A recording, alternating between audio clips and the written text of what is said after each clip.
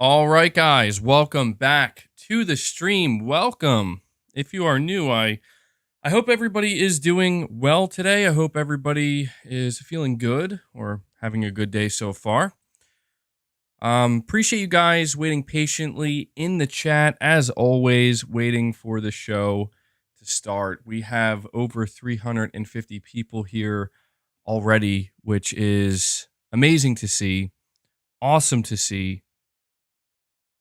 Right off the bat, Pragmaticat with a $10 super chat. Thank you, Pragmaticat. You're saying the new Sony smartphone is being announced tonight at midnight Eastern Time on the Sony Xperia YouTube channel. Yes, Pragmaticat. I know you are a big fan of Sony's Xperia smartphone lineup. It'll be interesting to see what they reveal. I don't pay too close attention, but definitely something that I will likely come across on my Twitter feed at some point. So I'll probably look into that. I mean, I don't think Sony's very relevant in the smartphone area anymore. I think it's cool that they still do it just for like the fans that are there and that do care.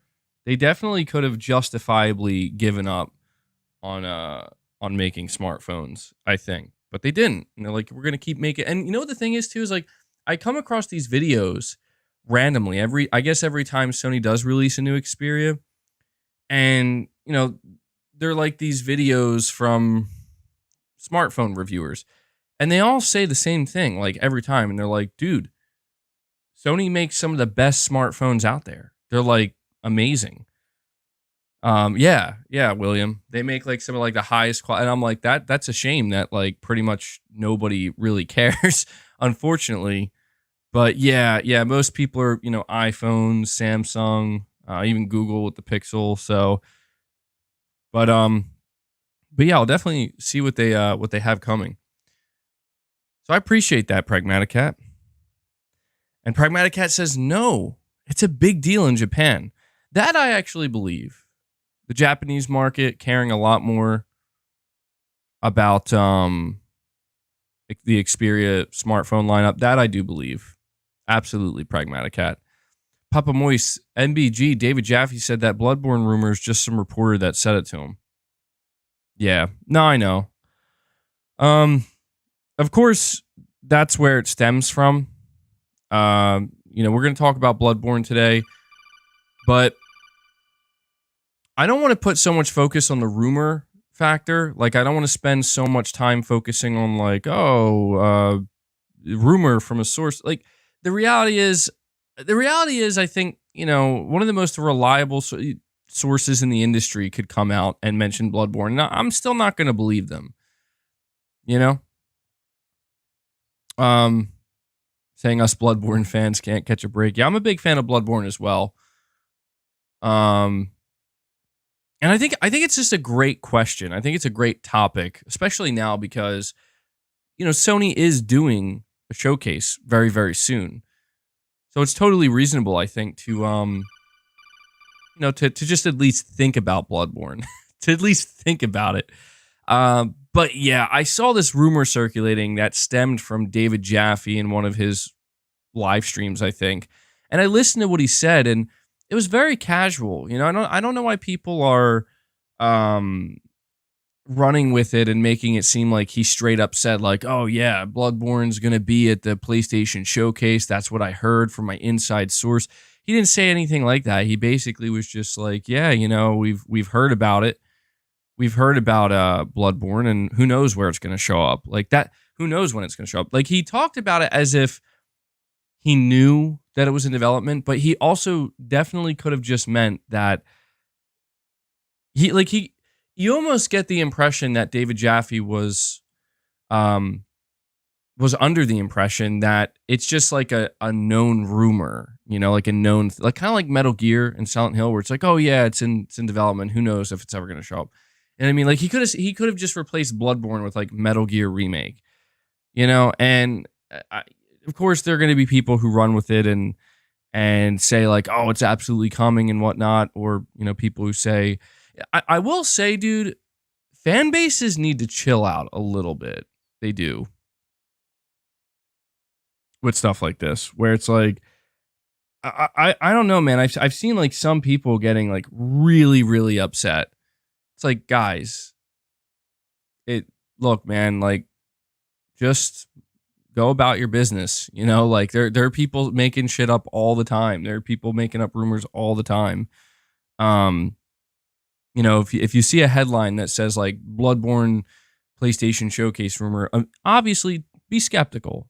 Don't just immediately assume like, oh shit, all aboard the hype train. Like the reason why I feel like that about the PlayStation Showcase and Metal Gear specifically is because it's been building up. You know what I mean? Like there are more and more and more credible individuals saying the showcase is happening. More and more credible individuals saying, "Oh yeah, Sony struck a deal for Metal Gear, Castlevania." With Bloodborne, you know, it's like I get maybe it's because like news is slow right now. That could be why. Because I have seen like articles and stuff written up about it. We'll talk more about Bloodborne though. News reporter Sir Speaks a Lot. This just in. Crap Gamer the Dummy said that a woman can't replace Phil Spencer because she wouldn't know games like Phil Spencer does. MBG's opinion? No way. You have to be baiting me, Sir Speaks a Lot. First off, again, I don't know who Crap Gamer is. Like you keep bringing up this guy, Crap Gamer. I don't know who this is. Is this a made up person? Honestly, with Sir Speaks a Lot, I don't know. You're saying no bait, all confirmed. Well, Greg Miller just got arrested. What? What is going on, bro? That's not true. Now that seems like bait. I know who Greg Miller is. What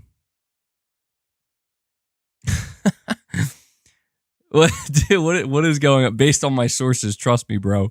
Man, this got out of hand. See, this is Sir Speaks a Lot just does one super chat and everything just goes immediately off the rails. What is going on, bro? What is going on? Dude, next you're gonna hear David Jaffe got arrested. Why did he get arrested? Because he made up a Bloodborne rumor. He made up a Bloodborne rumor. MBG, comment immediately or I will write down that you agree. No, I mean, look, I don't know if that's true or not. Again, I don't even know if this is a real person, but no, I don't agree with that at all. I think that's a absurd notion that like a woman couldn't run Xbox because they wouldn't know games like Phil Spencer. Like what? That's the dumbest thing I ever heard. You know? I mean, obviously, with any of these video game companies, you want somebody in charge that preferably does play video games.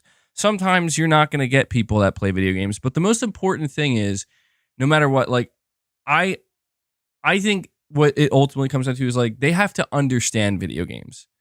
They have to understand the gaming industry. That is the number one thing. Like I get that a lot of video game executives don't actually play games. And believe it or not, a lot of game creators don't really play games that much, which is kind of, you would think that's counterintuitive, but it's true. Like a lot of video game developers and creators like don't actually play video games like that much, or at least not as much as you would think. And that in a way, I think kind of allows them to be a little bit more original with their ideas, you know, as a creative. But I think just the most important thing, hands down, is whoever's in charge of a video game company, they have to know the video game industry. They have to understand it. They have to make, you know, decisions based on the understanding of what is a,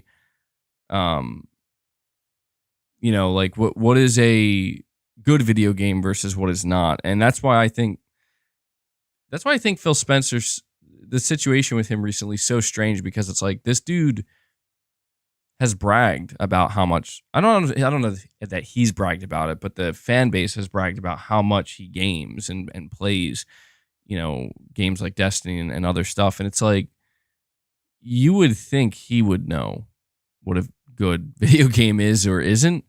Damn,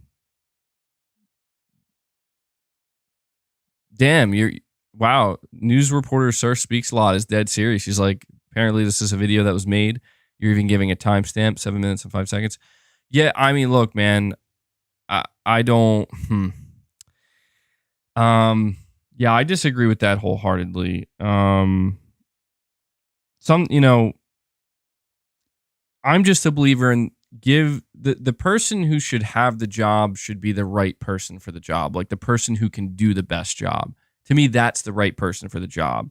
Doesn't matter whether they're male, female, none of that matters. If they're the best person for the job, then they should have the job. It's simple as that. So I don't know when Phil Spencer is going to get replaced. He will eventually.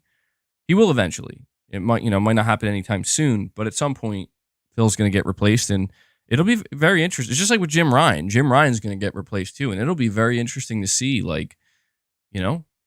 I think I could be wrong about this, but wasn't there like talk back in like 2014 before Phil Spencer was announced to be the new head of Xbox? I feel like there was talk that Amy Hood, I think it was Amy Hood. I could be wrong, but I know it was a female executive at Microsoft. There was talk that she was going to get the position, but it ultimately went to Phil. But I appreciate the super chat, news reporter. So speaks a lot, and I want to say this too. So obviously there are a lot of people who are getting adjusted to the new format here on the channel. The new format being I stream a lot, multi-hour streams. And there's been there's been some feedback. So the most prominent feedback that I've seen so far, number one, is, the membership stuff. Which, I've addressed that, and I'm going to address it here. And it's going to be very quick. Not going to go on about it. But there's been some feedback about the membership stuff, and there's also been feedback about the length of the streams. And so to address the length of the streams, I'm not going to I'm not going to create any type of rule set like, oh, the streams are going to be 2 hours, or they're not going to go beyond 4 hours. Nothing like that. Like the streams are going to be as long or as short as they're going to be, because that's just how it is. When it comes to the membership stuff, that's not going to stop either, although I will try to balance it out a little bit better. But here's the most important thing. I have good news for any viewer, whether you're watching live or if you're watching live, this doesn't really help you out that much. But I'm assuming if you're here watching live, you're interested in, the live conversation. But for any viewer who's watching later on, going forward, Devil Shooter will be providing timestamps for every stream going forward. We worked out an arrangement and an agreement, and that's what he's going to be doing. So if you're somebody who really is put off by like, oh, there's random membership trains and it interrupts it, or whatever, or if you're somebody who, is watching later on and you don't want, it's like 4 hour streaming, you don't want to, sit there and skim through it manually. I would say after a stream ends, check back in like a couple of hours or so. It might vary sometimes, like how soon or how late the timestamps get put up. But I wanted to make sure to announce this, and I'm going to continue to let people know, and they'll see it. But yeah, that's going to, I think, help a lot of people out. Because again, I've been seeing the feedback, and I'm trying to, I know I can't please everybody and make everybody happy, but I like to think that doing something like that will, at the very least, help out a little bit. And so, with that being said, before I really dive into these topics here, you guys already know, if you want to help continue to support what I do here, support my content, you guys have been showing incredible support. Become a member, gift memberships, super chat, all of that stuff goes a very long way in supporting what I do here. So, and if you can't do either of those things, just being here, watching the content, and hitting that like button helps a lot as well. I do want to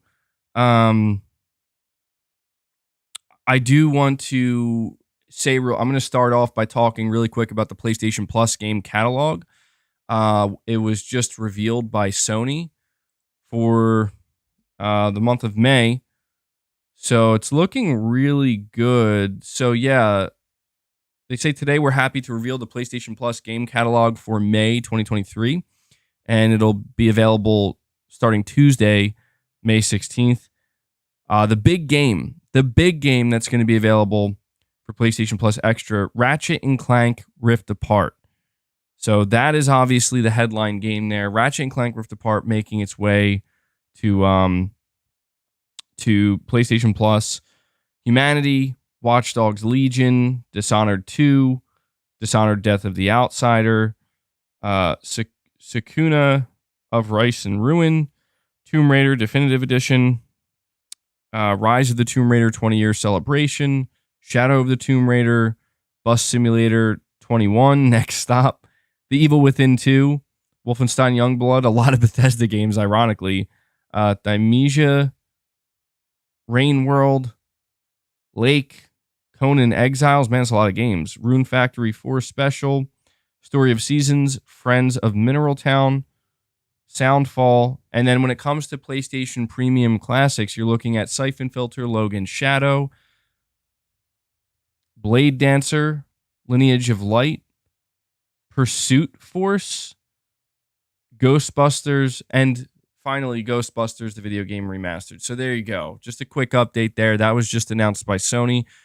The May PlayStation Plus Extra and Premium lineup. Guys, let me know if you're interested in any of these games. So the first thing I do want to dive into, because we already started talking a little bit about it, is Bloodborne. Okay, so I have an article here. It's written up by WCCF Tech. It says, according to the creator of the Twisted Metal and original God of War series, David Jaffe, a Bloodborne PS5 remaster or PC port is in development. The outspoken Jaffe said as much during his most recent YouTube stream, in which he talked about the rumored PlayStation Showcase. As covered earlier this week, this event is rumored to take place at the end of this month, and during Jaffe's stream, he answered some questions about rumors and whether he knows what unannounced titles that are in development. Ever since the rumors about the PlayStation Showcase popped up, the community has been speculating about which games will be present, and according to Jaffe, Bloodborne will be one of those titles, as well as the rumored Metal Gear Solid remake. In his stream, the Twisted Metal series creator did add that he isn't sure if Sony's working on a PC version of Bloodborne or a PlayStation 5 remaster of the game. And that's pretty much the rumor, you know. Like, as you can see, like, there's really not anything here of substance. And so I don't want to focus much on the rumor and ask whether or not we believe the rumor. At this point, I just want to ask you guys whether or not you believe Sony is planning to do anything with Bloodborne and whether or not it would show up at a PlayStation Showcase if it's happening in a couple weeks. My personal opinion on this is I absolutely believe that at some point in time, Sony is going to do big things with Bloodborne. Absolutely. Like, I think that's a guarantee. There's no way they're just going to leave that money on the table. But I do not feel confident that it's going to happen anytime soon. And I certainly don't feel confident that it's going to happen, at this upcoming PlayStation Showcase. Like, could it? Of course, there's a chance. Of course, there's a chance. There's absolutely a chance that Bloodborne remake for PS5 and the PC release, it could show up at the showcase, but I do not expect it. That would be a huge moment for Sony. That would be an absolutely huge moment in general because it would just be unbelievable. But I don't think it's happening anytime soon. I think it's a timing thing for Sony. The reason why I'm not convinced that Sony is going to do anything with Bloodborne yet is because I think it's a matter of From Software. I think that Sony is aware. This is just pure speculation. I think Sony is well aware that saying Jaffe said he guarantees it. Well, did he? Are you sure about that? I don't know. I didn't. Maybe he said that. Subtext, you're saying 40 minutes ago, Jaffe said no inside info on Twitter. Well, there you go. That's the opposite then. So yeah, I mean, I guess we could just I should just edit my title here. I'm just gonna get rid of rumor because at that point it's not a rumor anymore. Jaffe confirmed. No inside information. But yeah, I mean, my whole thing is, I think Sony is well aware of how big Bloodborne is, like how popular it is, how they really have something special with that IP. But I think they also are well aware that the fans would not be happy if they didn't involve From Software. You know, like Sony owns the Bloodborne IP and they can do whatever they want with it. And I know it's like, well, From Software doesn't have to be involved with a remake or a remaster, and that's true. And here's what I think Sony wants to do. I think Sony wants to try to line up what they want to achieve with Bloodborne alongside From Software. And I feel like that's going to be a difficult thing to accomplish, and it might take a lot of time because, you know, Sony, they could just release a Bloodborne remake or remaster out of nowhere. And that's it. And it'll be a huge success. It'll sell really well. It'll do well on PC, and then people move on. But I think what Sony wants with something like Bloodborne, you have to understand when it comes to all of their AAA games, Sony has an immense desire to really, like, it's all or nothing with Sony, is what I'm trying to say. It's either going to be massive and it's going to be saturated and it's going to be everywhere, or it's not. And if there isn't the promise of that, then they're not going to bother pursuing it, heavily.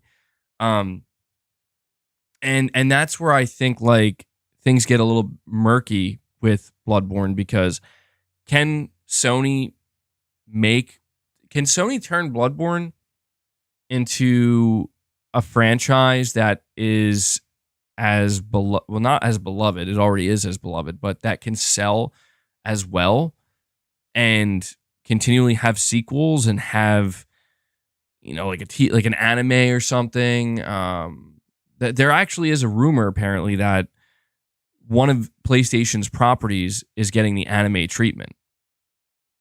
Could it be Bloodborne? I mean, maybe. Actually, it absolutely could be Bloodborne, because if you remember, Sony, they invested into From Software, and when Herman Hulst was asked why Sony invested in From Software, the first thing he actually mentioned was like stuff involving like TV shows and movies and whatnot. So actually, I don't know, man. It could be. We could end up seeing a Bloodborne anime. Purely speculative. Saying is Sackboy. Yeah, that I don't know. Sackboy cartoon anime though. I don't know about that. But I guess I'm just saying that Sony wants big franchises, big AAA franchise, and that's the thing. They want franchises. Like, they want multiple games. They want to expand with it as much as they can, and Sony can do that. Like, Sony doesn't need From Software to do that with Bloodborne. That's important to understand. Sony owns Bloodborne. They could do whatever they want with it. They could give the Bloodborne IP to anybody. I just think that at least Herman Hulst is smart enough to know that, like, you can't just do that. Like, you can't just. You're saying it's Gravity Rush? Oh yeah, I mean, that would make sense too, actually.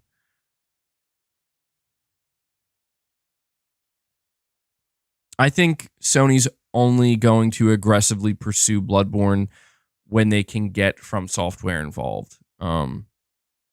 Maybe not though. I don't know, because who knows? Like, From Software might not. They might not want to do Bloodborne right now. Like, I think Miyazaki has said it was his favorite game he ever made. So, I don't see why he wouldn't want to come back to it. Ramsey, you're saying Bloodborne didn't sell well. Days Gone sold better. You're absolutely correct about that. I mean, it's not that Bloodborne didn't sell well, but Bloodborne is not like a heavy hitter. Some people don't want to believe that, but it's true. Like, Bloodborne didn't sell like 8, 9, 10 million copies. I don't even think it got close to that. The reality for Bloodborne is that Bloodborne it came around the time of, Dark Souls, and From Software has always found like mainstream success with the Dark Souls games, and even with Bloodborne. Like they found like some pretty decent mainstream success. But From Software didn't really explode. I mean, really, until Elden Ring. And that's why Bloodborne, like, dude, do you know how many millions and millions and millions of people that I've seen anyway? Maybe it's not, maybe I'm exaggerating the amount of people, but the amount of people who are going to now go out and buy Armored Core, even though they A, have never played an Armored Core, B, never even heard of it, and C, have no idea what to expect, but because, oh, these are the dudes that made Elden Ring. Now, that's the advantage that From Software has at this point that they didn't have with Bloodborne when they originally released it. Like when if Bloodborne 2 were to ever be announced and it's announced that From Software's working on Bloodborne 2, that's like an Elden Ring 2 situation by this point. Or at least close to it, because Bloodborne already has a pretty big fan base, a very loyal, obviously, fan base. And now From Software, their name carries more weight than it ever has. And Bloodborne 2, Bloodborne is very much of the same, ilk, I guess you could say, of Dark Souls, the Soulsborne formula. That's what it is. Elden Ring in there as well. I think Bloodborne 2 could be a mega, mega, mega hit for both From Software and Sony. And it would, I think the Bloodborne fan base would actually love it too. I mean, obviously the Bloodborne fan base would love it. But I think what would be really interesting is to witness like the Bloodborne IP basically just explode, outward and reach so many new people that never even knew what it was. Stephen Jones, you're saying, damn it, how do you gift memberships? If it's not letting you gift a membership, it's likely because you're on an iPhone. You can't gift memberships through iPhone or an Apple device. So you either would have to go to your desktop to do it, if that's available to you, or go on an Android device. But you're saying the story isn't marketable to a larger audience. I don't agree, because, dude, I'm telling you, most people who bought Elden Ring have no idea what's going on story-wise. Like, the reality is, From Software creates some of the deepest, most lore-rich stories in video games, but you have to work to understand them, and you need to do some legwork to actually put the pieces together and figure out what the hell is going on here. Because they definitely, if you try to figure that out just based off of the cutscenes they show you and stuff, good luck. That's one of the major appeals of, I think, of From Software and their games, is they deliver their story in a pretty, I'd say, a relatively unique way that people really enjoy. And I don't know, man. I think a Bloodborne 2 would be very, very interesting. A Bloodborne remake, again, I think that's a guarantee at some point. At some point. I have no doubt that Bloodborne remake or remaster or whatever, the PC version, it's going to happen. It's just, I really think Sony's going to be very careful. Now, there was that rumor a while ago. I don't think there's any truth to it. I'd be shocked. That would be a twist, certainly. Really, you're saying iPhone allows gifted subs now, or I guess memberships started today? Is that true? Huh, what? I must have missed that. I guess, guys, if you're on an iPhone right now or an Apple device, please let me know if there's truth to that. Because that's you're saying your iPhone doesn't, you don't see it. Yeah, I don't know that. I don't think that's true, man. Well, you know what? Here's the thing. If it is true, it might be rolling out. It might still be rolling out. I don't think that's just something that's just going to unlock for everybody immediately overnight. It's probably going to take some time to roll out. Or maybe it's like an early beta thing. I'm not sure. But I'm really glad to hear that, actually. That's good news. as a content creator. How do you gift on the Samsung fridge? I honestly, I can't help you there, man. The Samsung fridge, that's awesome, dude. If somebody gifts memberships through a Samsung fridge, that would be incredible. That would be just so fucking funny. Oh man.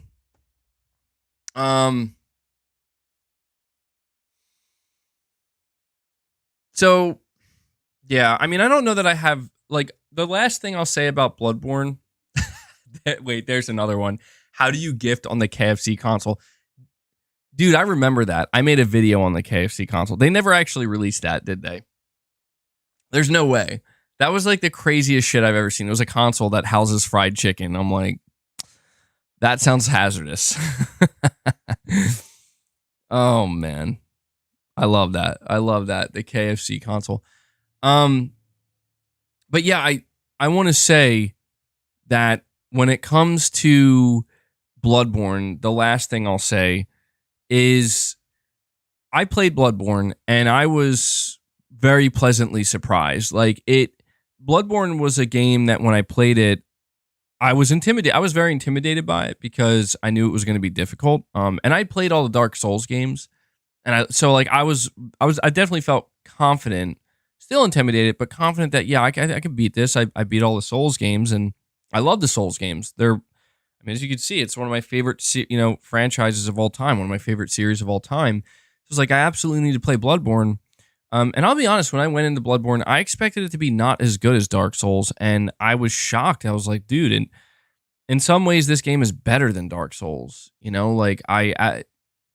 really is true that the atmosphere of Bloodborne, it just has this truly unsettling atmosphere and tone. And I mean, not even talking about the gameplay, but that to me is really what separates it from Elden Ring, from Dark Souls, and really allows it to stand on its own and in some ways above these games because it just is wild, dude. Like I remember one of the craziest things that happened in that game that just made me go, yo, that is some of the creepiest shit I've ever seen.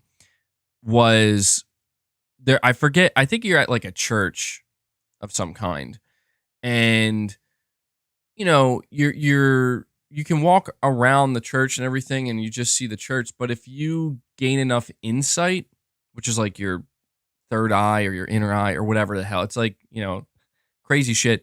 You gain enough insight. I don't know if you have to hit 50 or 100, but you get to a certain amount and suddenly there's this giant spider-like entity creature, this Cthulhu-esque creature just sitting like on top of the church, and it's massive, and you can see it now. And it was there the whole time. Amygdala, yeah. It was there the whole time. You just couldn't see it. And that to me was just like wild. I was like, holy shit, that is scary. And I just loved the way that mechanic worked, where it's like you kind of go insane, right? You go insane with the more insight you have because you're not supposed to be. It's like unknowable stuff, incomprehensible, cosmic horror stuff that you're not, like, our puny human minds are not meant to grasp or understand. And it's very cool.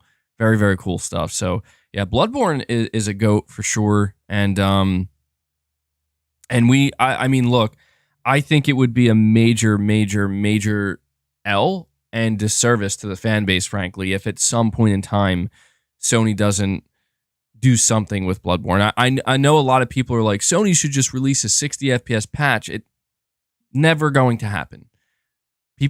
People who think that are delusional. Sony's never going to release a free, like, it's just a 60 FPS patch for Bloodborne.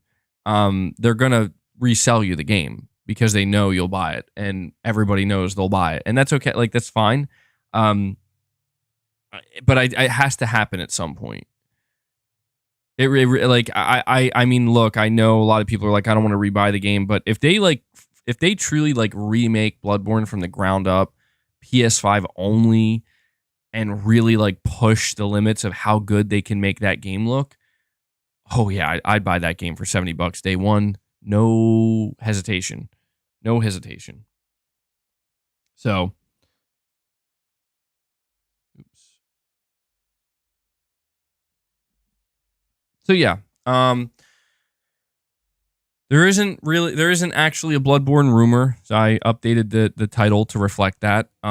David Jaffe cleared up what he was saying or what he meant, but still, I think talking about Bloodborne as of now, I think is, it's timely. It's timely because we are going to have a showcase coming up, and understandably, some people are going to be hopeful that maybe Bloodborne will show up. And I wanted to say this too because I mentioned it earlier, but I got off track. There was a rumor a long time ago. I don't know if I believe it. But there was a rumor. I think it actually came from Colin Moriarty, where he said he was told that Bluepoint is actually the ones working on Bloodborne, and they're actually working on a sequel. That would be fucking wild. That would be I fear the old blood. No, I fear if that's true because I fear the fan base's reaction. Like, I would be okay with that straight up. Like, as much as I would love to see From Software obviously be the ones, but if they got From Software's blessing and Miyazaki's blessing, like, yeah, go for it. Go make a sequel. I would love to see what Bluepoint can do. Could they screw it up? Of course they could, but they're like, to me, it's just one of these things where it's like, it's 50-50. Like, maybe they'll screw it up horribly, or maybe they will shock everybody and be like, we understand this game. We understand this, we just understand it, and we made our own here. But there's no doubt that there would be a there would be a group of people that are just like, basically, I'm going to boycott this. You're saying Colin clarified that he no longer trusts that source. Okay, yeah, that's it. Sounds crazy. Like, that's a huge risk. You know what I mean? Like, I could understand why Sony would want to hand the Bloodborne IP to Bluepoint, because it's like, well, you guys did amazing with Demon Souls, but it's a remake. And then to go from a Demon Souls remake to be like, okay, you guys can definitely make Bloodborne 2. I mean, that's a tall order, that's a lot of pressure. So we'll see. We'll see what happens with that. I don't know. I don't know that we should go into the PlayStation Showcase expecting anything in regards to Bloodborne. But what I do know is that if Bloodborne does show up to any capacity, people are going to lose their minds. But I'm not expecting it. Moving on to the next topic here, though. Okay. This one I might get a little ranty about. Okay. I might get a little bit ranty about this one. So, as you can see in my title, the Xbox Series S is literally running out of VRAM when it comes to games. I came across this, and I gotta be honest, like, when I first saw it, I thought it was just like people making stuff up. I saw that on Twitter, like Xbox Series S was trending significantly. And there's this Reddit post here where somebody took a picture, and the title of this post says, apparently the Series S can run out of VRAM. And they have an error up on the console. I don't know. It looks like they're playing Borderlands. That, like, it's hard to see. It takes up, I know you guys can't see the image. It looks like they're playing Borderlands. And here's what the error says. Out of video memory, trying to allocate a rendering resource. Make sure your video card has the minimum required memory. Try lowering the resolution and or closing other applications that are running. And, there's a lot of conversation happening. Like, this Reddit thread has garnered a ton of attention. And there's a lot of conversation happening. And, there people are diving into the conversation, like, did Microsoft make a mistake with by making the Series S? I've always said since day one the Series S was a mistake. To me, it was always obvious that the Series S was a bad idea, and the Series S, as time went on, would ultimately hold back this generation. You're saying the Series S is a disaster. Well, there are a couple of other things I want to read about it that have come out. Leo Jimmy, thank you for the super chat, man. You're saying, MBG money, I'm still playing Elden Ring. 300 hours. What the hell is wrong with this game? Still haven't beaten. What? Dude, you got to be trolling at this point, bro. Leo, dude, I feel like it's been like, what was it, like 6 months ago? It was a long time ago. You were saying you still haven't beaten the game. And you still haven't beaten it. You're saying, is there any chance of a Bloodborne remake? Or you're saying, if there is any chance of a Bloodborne remake, it's over. At the Snowland level 134 Elden Ring. Well, hey man, no rush, bro. I mean, it's been over a year, but you're taking your time. You'll get there, man. Leo, you'll have to let me know when you finally beat Elden Ring, man, because this is getting crazy. This is getting crazy. 300 hours in. I'm beginning to think you don't want to beat it, man. I think that's what it comes down to. I think deep down you don't want the experience to end.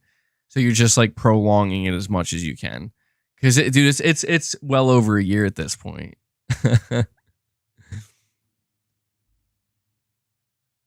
Something just flew into my window, but I appreciate that, Leo. I appreciate that, and yeah, it's gonna be, if a Bloodborne remake does happen, it is gonna be wild. The reaction is gonna be absolutely wild. Not expecting it though, not expecting it, but. I'm glad you're still enjoying Elden Ring, man. But you're gonna beat Elden Ring when the sequel comes out, when Elden Ring 2 comes out. You want to play other stuff, but I'm obsessed with finding catacombs and caves. God damn, dude. You are really into this game. Love to hear it though, man. That's awesome. Enjoy it. Enjoy it. So I have a comment, a YouTube comment I want to read, okay? I came across this comment on RDX podcast. I don't know if you guys know this podcast. It's an Xbox podcast. It's hosted on Dealer Gaming's YouTube channel. And the reason why I'm pointing this out is because Dealer Gaming and his channel in general, they seem to have been, like, they've always been very defensive about the Xbox Series S and a lot of the rhetoric surrounding it. You're saying, am I going to talk about Bungie? Is there any news regarding Bungie? Did I miss something? I mean, if there's news that's relevant, I'll talk about it. But you know, a lot of the rhetoric surrounding the Series S from the time it was announced, even up until now, it's always been about how you could just scale the games up and down. You just scale the games up and down. You're saying Bungie won some lawsuits. I mean, there you go, man. I'm not surprised. Bungie, they go after people, man. And they don't fuck around. They never lose. Yeah, I wouldn't mess with Bungie. I definitely wouldn't mess with them. But I came across this comment. I guess, like, I'll be honest, I didn't actually listen to the podcast.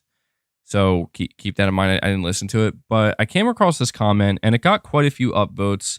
And it seemed like it got quite a few upvotes because this person knows what they're talking about. And I wanted to just read it to you guys so you can tell me what you think. And I just thought the timing of this was interesting because I think this comment was actually made before this Reddit post came out, basically showing, or is that around the same time? Basically, this Reddit post came out saying that the Xbox Series X basically ran out of VRAM and couldn't run a game properly, which I think is Borderlands. And then I came across this comment, and this person says, regarding the Xbox Series S, dealer is still on his BS. D-Batch, I think D-Batch is another person on the podcast, is right. The Xbox Series S is a problem. Developers, for starters, building console games are using the PS5 as the base. Doing this reduces the chances of the series consoles using at least mesh shaders. FSR and VSR degrades visuals and should not be used. This off the rip puts Xbox Series S at a 5 gigabyte disadvantage, and no, 4K does not eat the 5 gigabytes. It's more like 1 gigabyte. Next, you have to deal with lower geometry, which could affect game design, if not enough mesh detail to represent what the devs want you to see. Lastly, shading rate is going to suffer. Now developers have to spend X amount of time optimizing the Series S instead of the X, So you're going to get a game that looks and performs worse on Xbox consoles despite the on-paper advantages. If you design around the Xbox Series S, you're essentially designing around last gen 8 gigabytes. The Xbox One X had 9 gigabytes for developers when it comes to memory specifications. The Xbox Series S was a mistake. I've said a dozen times before it launched and a dozen times afterwards, the Xbox Series S will hold the X and this gen back, and it has. And I thought that was really interesting because it's like, I want to reiterate, like that's like one of the top comments on an Xbox podcast, and it's like it's pretty clear by now that the Series S is just struggling, man. And I saw look, this is where I didn't have time to look into it too deeply, but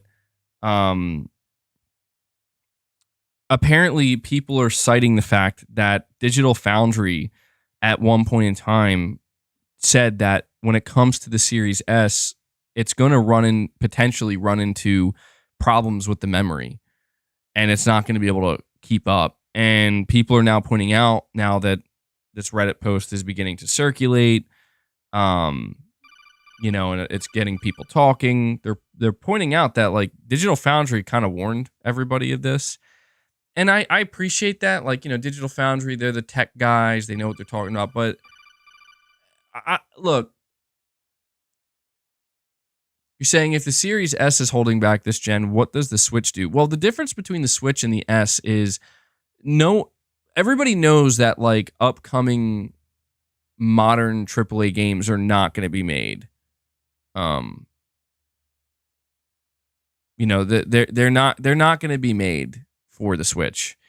The Series S, Microsoft has a mandate that any modern day AAA game, like for example, just recently with games like Hogwarts Legacy, and actually apparently Digital Foundry just released their analysis of the PS4 and Xbox One version of Hogwarts Legacy, and apparently they're comparing it to the Series S version. Apparently it's like the Series S version of Hogwarts Legacy is comparable to the last gen versions. It's just it's stuff like that, and you think about a game like Star Wars Jedi Survivor. These are games that are trying to, well, maybe Hogwarts Legacy isn't the best example since it's cross-gen, but any game now that going forward that's being made, a AAA game, they're very likely not going to be cross-gen. And now they're going to have to deal with the Series S. Like, they're going to have to make sure, well, we got to, we got to make sure this thing can actually run on this console. And what this comment highlighted is that the biggest problem seemingly with the Series S is that it's going to ultimately require more optimization, more resources, more time, more dedication, and devs are already stretched pretty thin or spread pretty thin, right? So them, having to now worry about this, it's just going to ultimately complicate matters, and it is complicating matters. Mortal Kombat just dropped a bomb. The Mortal Kombat, yeah, I just saw that. Ed Boon put out a Mortal Kombat teaser. Oh man, dude, that's the thing. If Ed Boon he's teasing the Mortal Kombat announcement, and if Mortal Kombat 12 is going to show up at the rumored showcase, basically he's teasing the PlayStation showcase. That's so funny, dude. Let me go see it again. I think I quickly scrolled by it. Let's go check out Ed Boon. Does anyone know what time it is with a 15-second countdown? Let me see. What?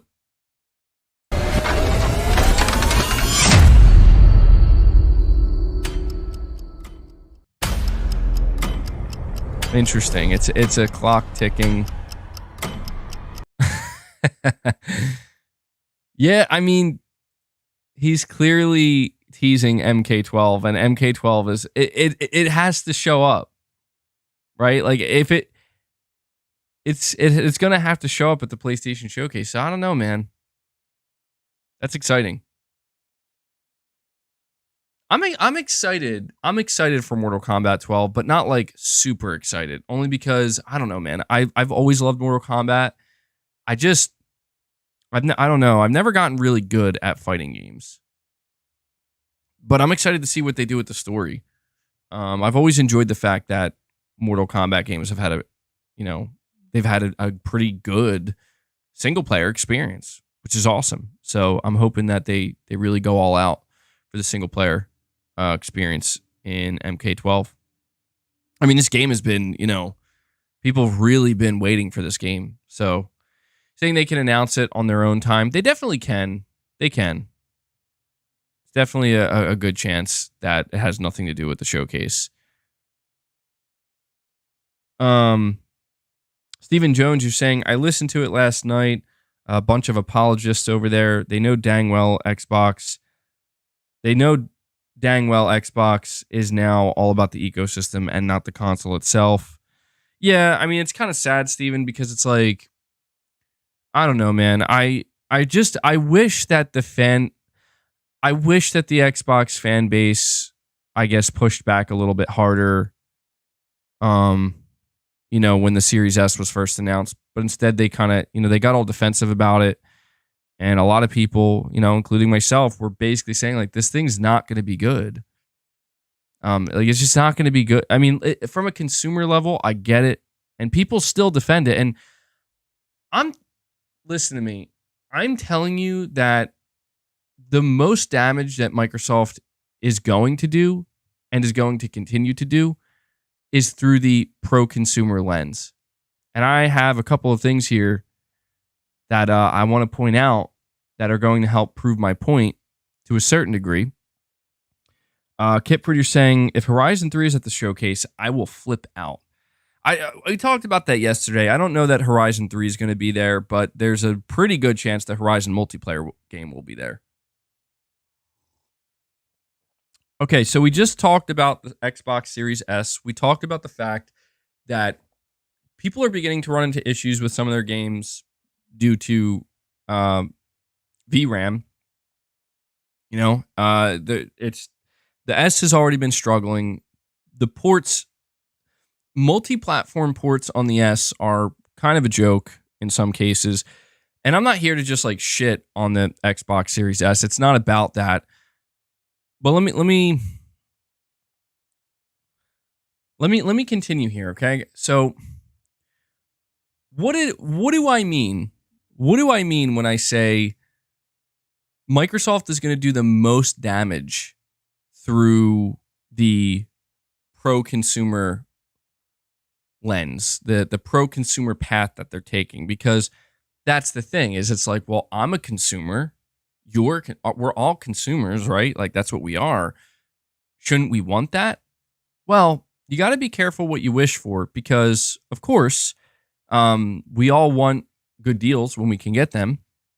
But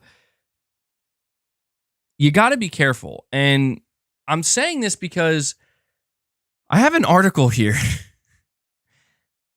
Oh, man. It's so, I feel tired, but I keep seeing it. And it's like, no. I feel like there's certain groups of people, like, they want me to shut up. They want me to stop talking about it. And the reason why I'm not going to stop talking about it is because as long as you continue to support it, like, as far as I'm concerned, like, people who are supporting this are the ones truly beginning to fuck it up for everybody. This isn't about, people think, like, they try to downplay, we're like, oh, this is about like some console war nonsense. No, it's not. It's about the fucking video game industry. And, the people who care about it versus the people who could give a shit about it or couldn't give a shit about it. And that's why I get so passionate about it. And anyway, before going on this, I'm already getting sidetracked. So we have the Series S. I have an article here. And before I read the title of this article, I want to tell you that I saw a tweet, and it's ironic. It was from I don't look, it wasn't from like a popular person or like a personality or anything like that, or like a streamer or anything. But the tweet garnered a decent amount of attention. I think it had like 600 or 700 likes.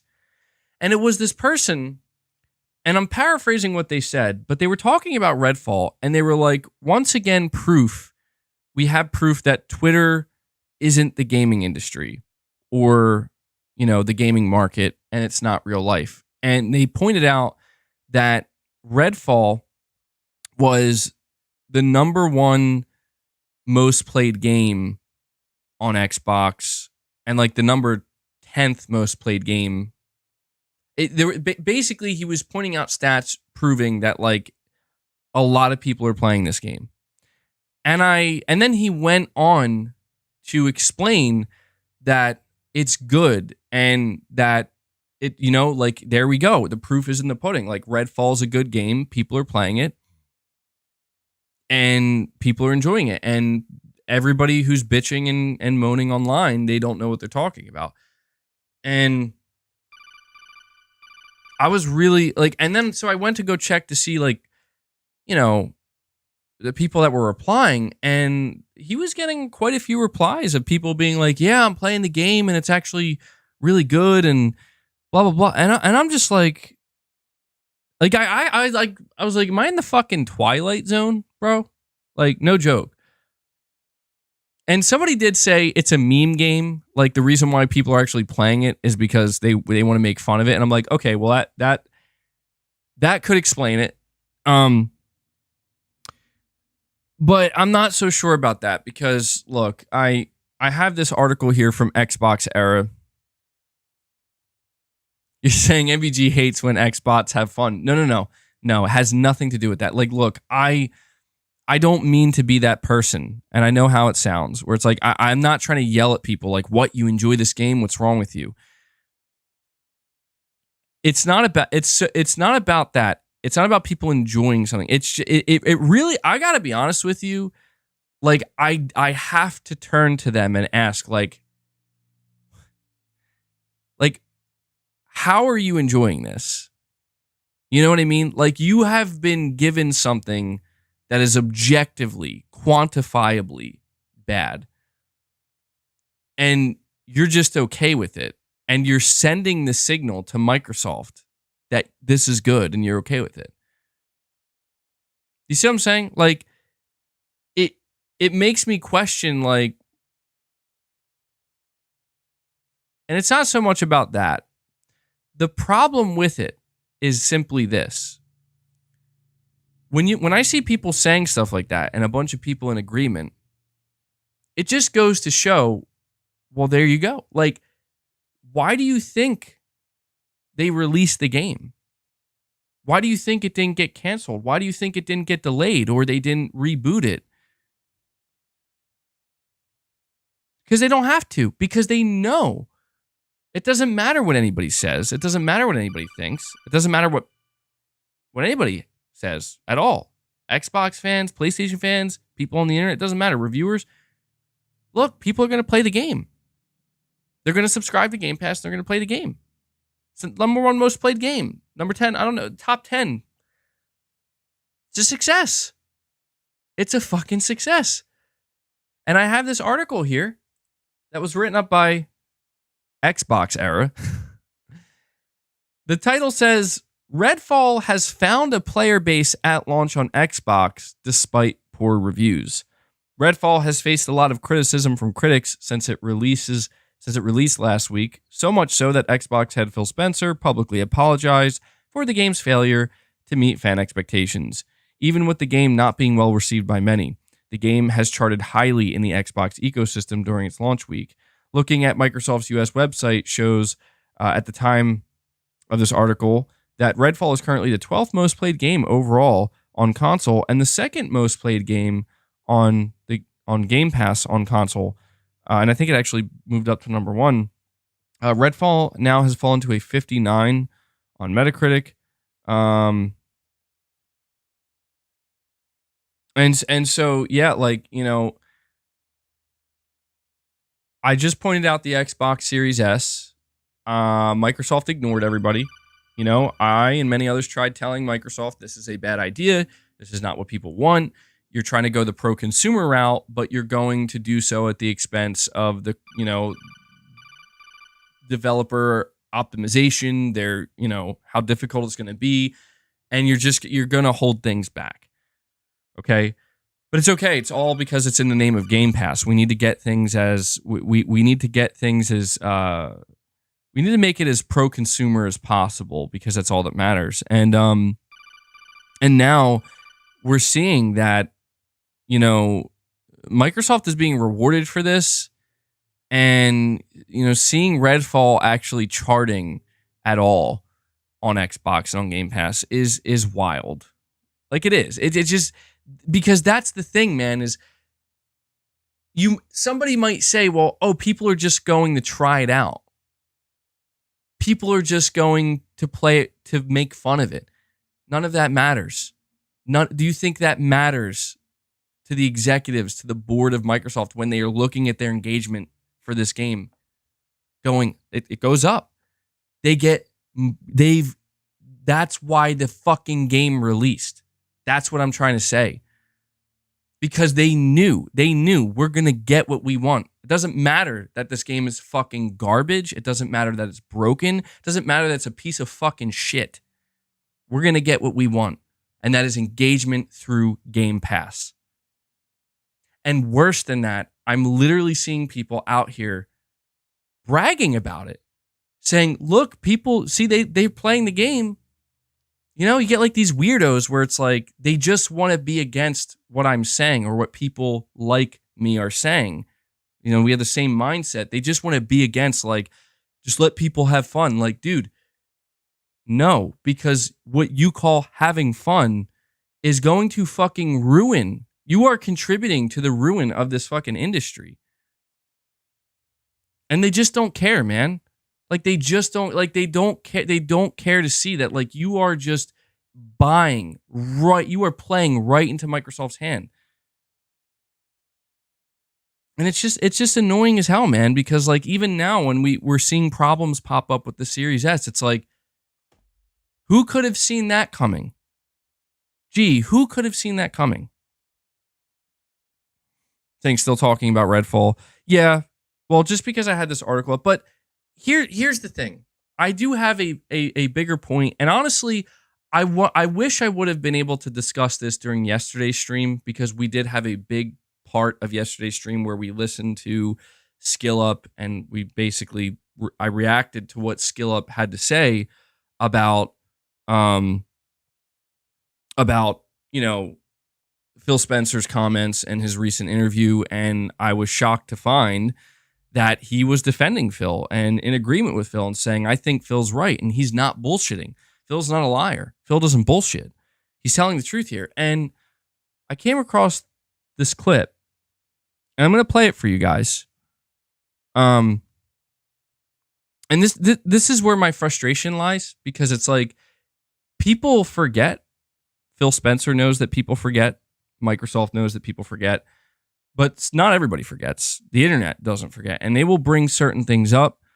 And it turns out that about 3 years ago, at around the time the Series X was revealed and being marketed to launch, turns out Phil Spencer did care about the console race.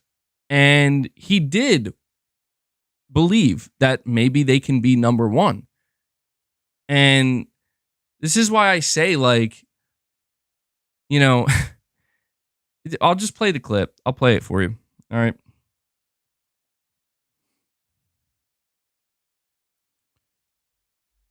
Give me a second to bring it up.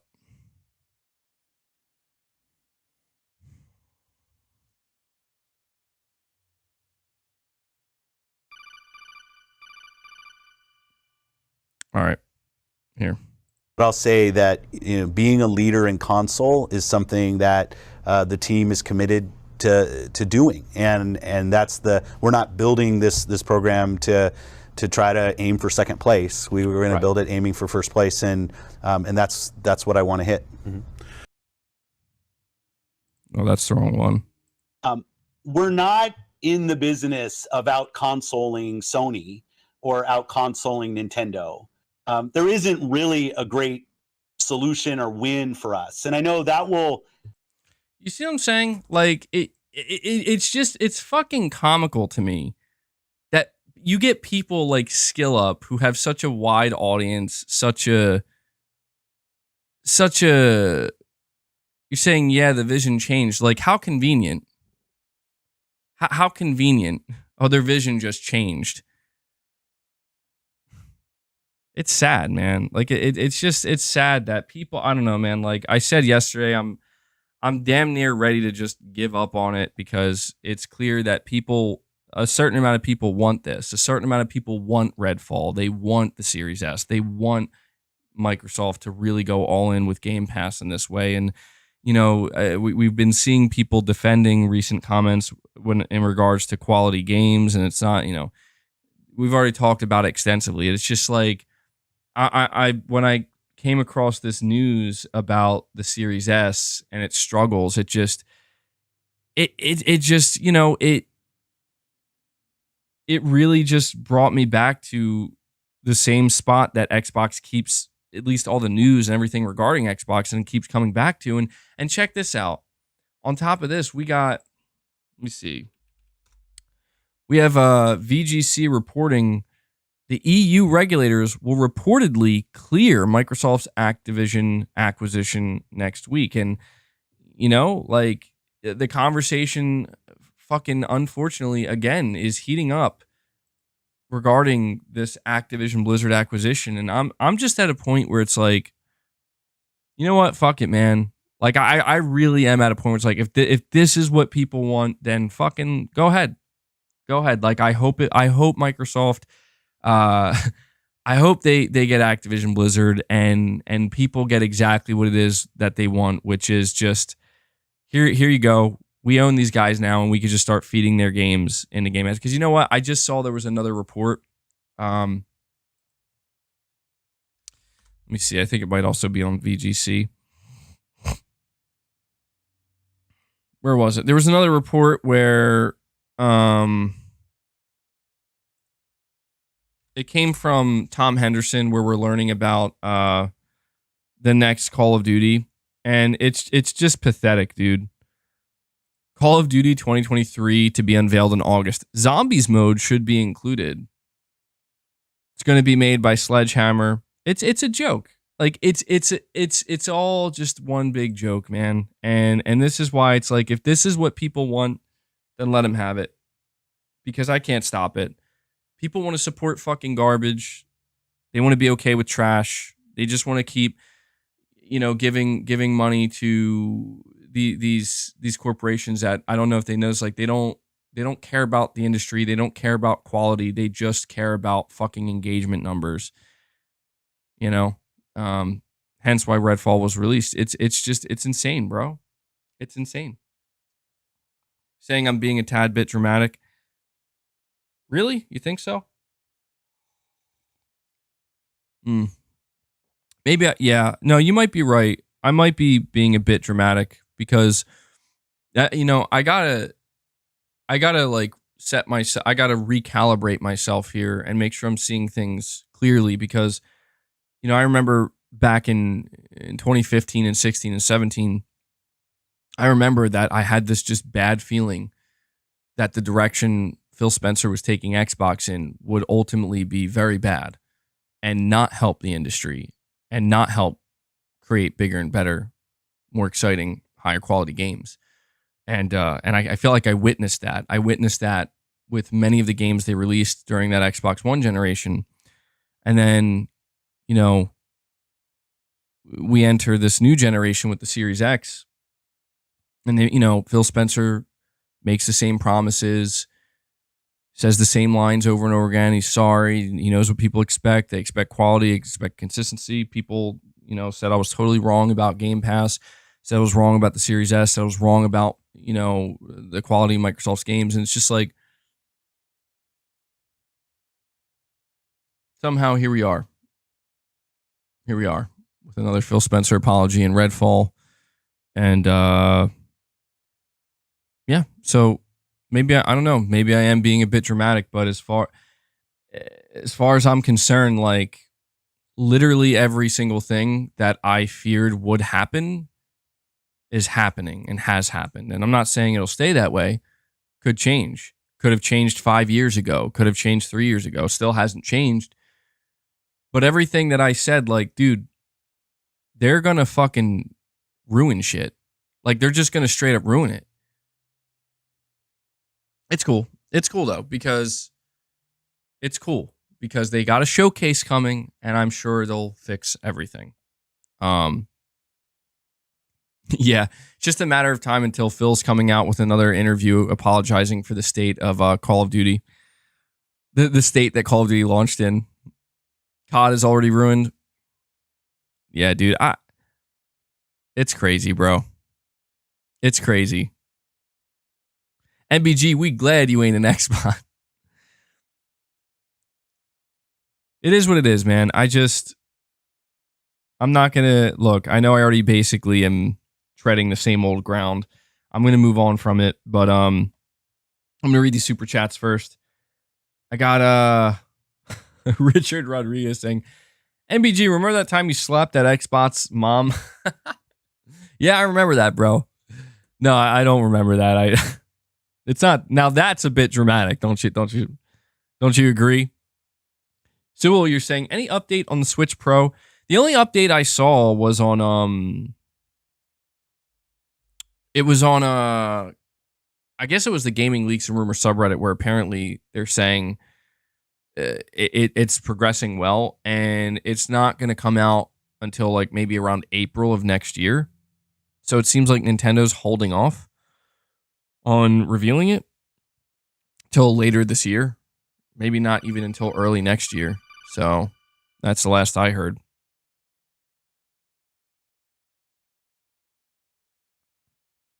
Josh, you're saying, I understand your point.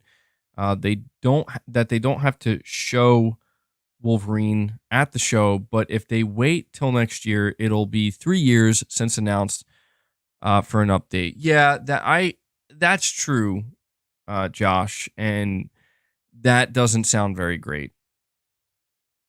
Hold on. Come on, dude. You gotta stop, man. You gotta stop. Chewing my wire. I don't know what's wrong. Boss has really been trying to chew my wires lately. Yeah, when you talk about it in that way, where it's like, damn, dude, it's going to be 3 years since we heard anything since it was announced. Like that definitely doesn't sound good. That doesn't sound good to me. So but who knows, man? Like it might not matter, I say that because like if Sony has a really good showcase and they show a lot of exciting stuff, like in rapid succession, people aren't going to be thinking about Wolverine. And that's just the truth. Like some people might say, oh, I wish they would have shown Wolverine, but they'll probably be really happy about the stuff that was shown. And, it'll make it, I will put it this way, even if it is 3 years until we hear from it again, if Sony shows us a lot of new stuff in between that time, and releases a lot of new stuff in between that time, it's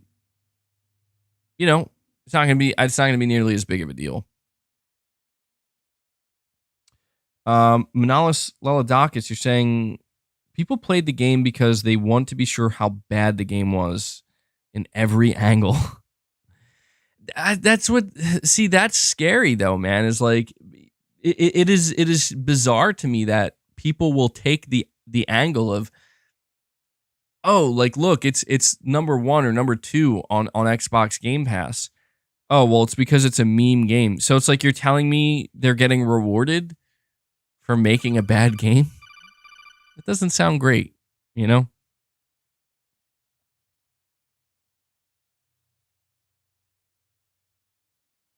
That's frightening. But I get it. It is true that some of the most broken, messed up games, I mean, some of the fun factor has been in just like the silly, crazy glitches and things that can go wrong and things that can break. I get that. Bad press is still press, MBG. Yeah, ain't that the truth? Yeah, it is what it is, man. I mean, we'll we'll see. We'll see what Xbox ends up doing. Sewell, you're saying I'm not buying a Blue Point Bloodborne game. Well, that's fair. That's fair. I mean, why would you, right? Blue Point has never made their own original game like that. It'll be like, I don't think that's going to be a thing. Like, I don't think Blue Point's going to announce Bloodborne 2, but if they do, I would like to hear from people, who just other people, like big Bloodborne fans. What do you think? It's not From Software. What do you think of what they showed? But I don't think that's going to happen. I don't think you have to worry about not buying a Blue Point Bloodborne, because I don't think there is a Blue Point Bloodborne. RE46N2 Ray, you're saying Game Pass is the only thing keeping people on Xbox. What if there was no Game Pass? PS Plus is not holding up Sony, or not. Yeah, it's not holding up Sony. What does Xbox have to offer? You're right. I mean, that is all they have to offer. That is all they have to offer. It's quite unfortunate, Ray. It really is. Like, I don't know. I don't know what Xbox's showcase is going to hold, obviously, but they're going to have to get people excited, man. Like that's the only choice Xbox has right now. That's all it comes down to, man. They got to get people excited. And they're not doing a very good job at all. It just I just get so frustrated because it's like, dude, just shut the fuck up, Like, just Xbox in general. Like, just shut up, make some good fucking games, and show people those good fucking games. That's it. No more fucking controllers. No more fucking Phil Spencer interviews. No more fucking cringe ads and whatever. Just make good fucking games and show people those goddamn games. And then after that, say whatever you want. Talk every day, all day. Talking in terms of marketing, of course, and get people as hyped up as you want. No more Xbox Oreos. Is that a thing? Xbox Oreos?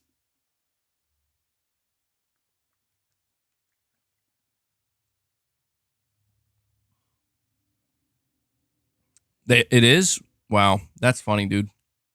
I'm not surprised. Yeah, no more Xbox nail polish. Come on. No more Xbox nail polish. Dude, I hit the gym again yesterday. And I hit the gym even harder, dude. I went even heavier.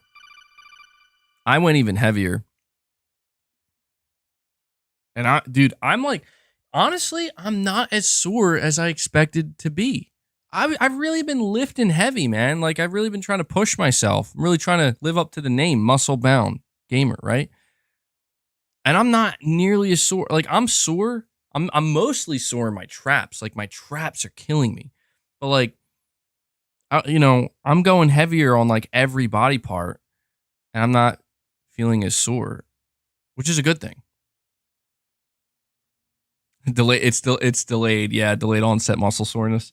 I'm going to feel it 3 days from now.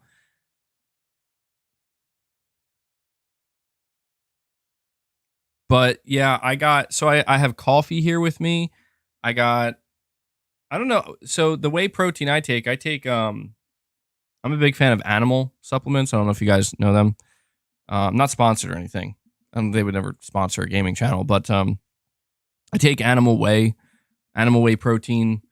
I got this shaker filled up with animal whey protein, milk, and peanut butter powder.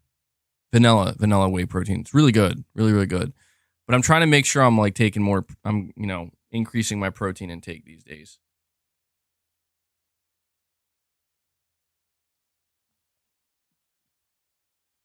Good shit.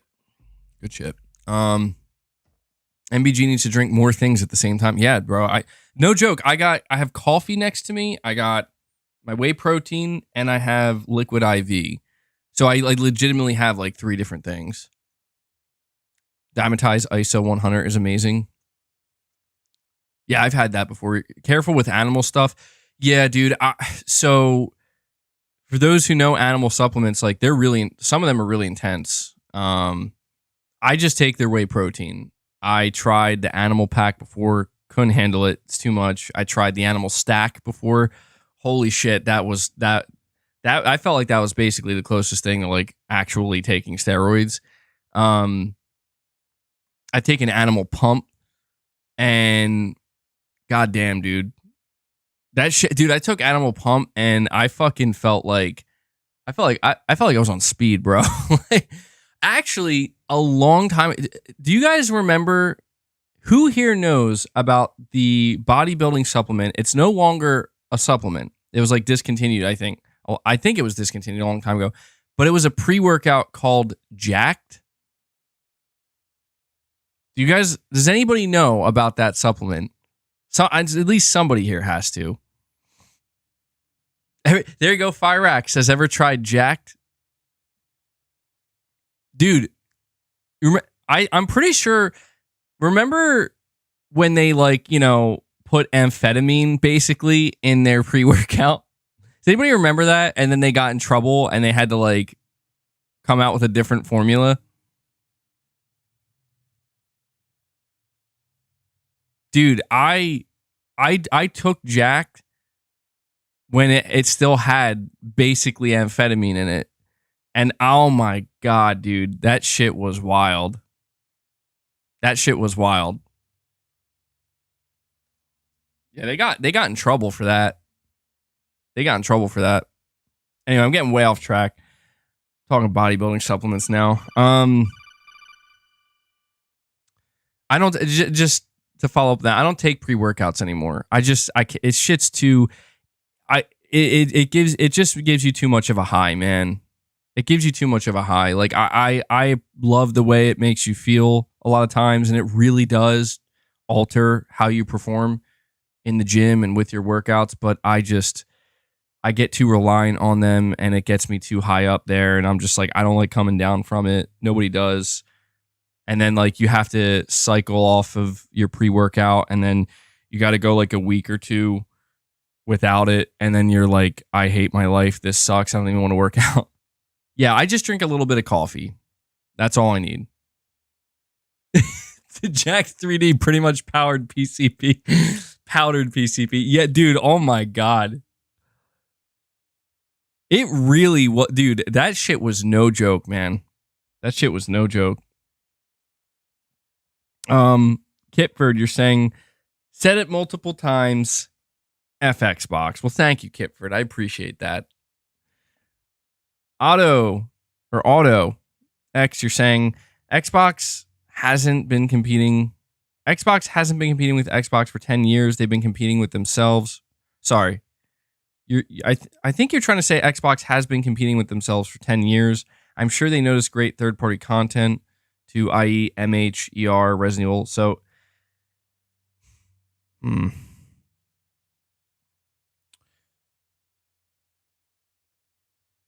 I mean, yeah, you're not wrong. I think you're right about that, but it's just weird when it turns into a morality, it turns into almost like a, do you think it's right? Do you think it's wrong? Is this the right way? Is this the wrong way? And people always say, well, it's like business. There is no right or wrong way. It's it's the market speaking. And I think just a lot of my frustration, it really does lie in the fact that I just feel like the thing I'm at, I don't think I could put it any more simply than this. The only thing I've ever wanted from Xbox is to consistently make very high quality AAA games that are not just Halo, Gears, and Forza. Okay, that's all I've ever wanted from Xbox. That's all I've been asking for over the past 10 years. And I think the reason why I've just lost my mind the past couple weeks, basically, because of Redfall, and certainly because of Phil Spencer's interview, is because everything that has occurred in these past couple of weeks, including Phil Spencer's interview, speaks to the exact opposite of that.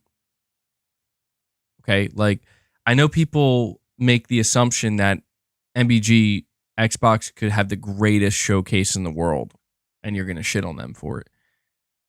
I don't blame you for thinking that, but that's not true.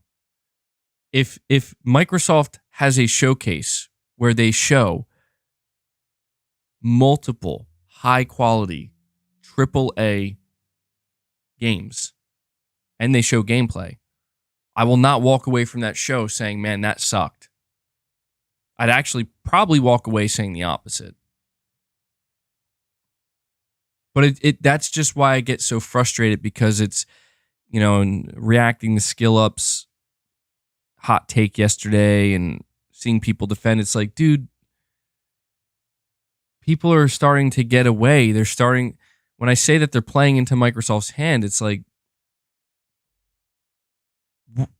why is it this difficult to just ask, to just say, make better games.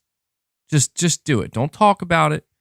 Don't apologize for your past mistakes or your current mistakes. Just fucking make great games. Just do it. It's just not true. If we make great games, we're going to shift console market share. It's just not true. Surge343, you're saying, MBG, why haven't you played Neo or Sekiro yet? How about Mortal Shell? Actually, I have played Mortal Shell, and I beat Mortal Shell, surprisingly. All good Souls-likes. It's a violation, sir.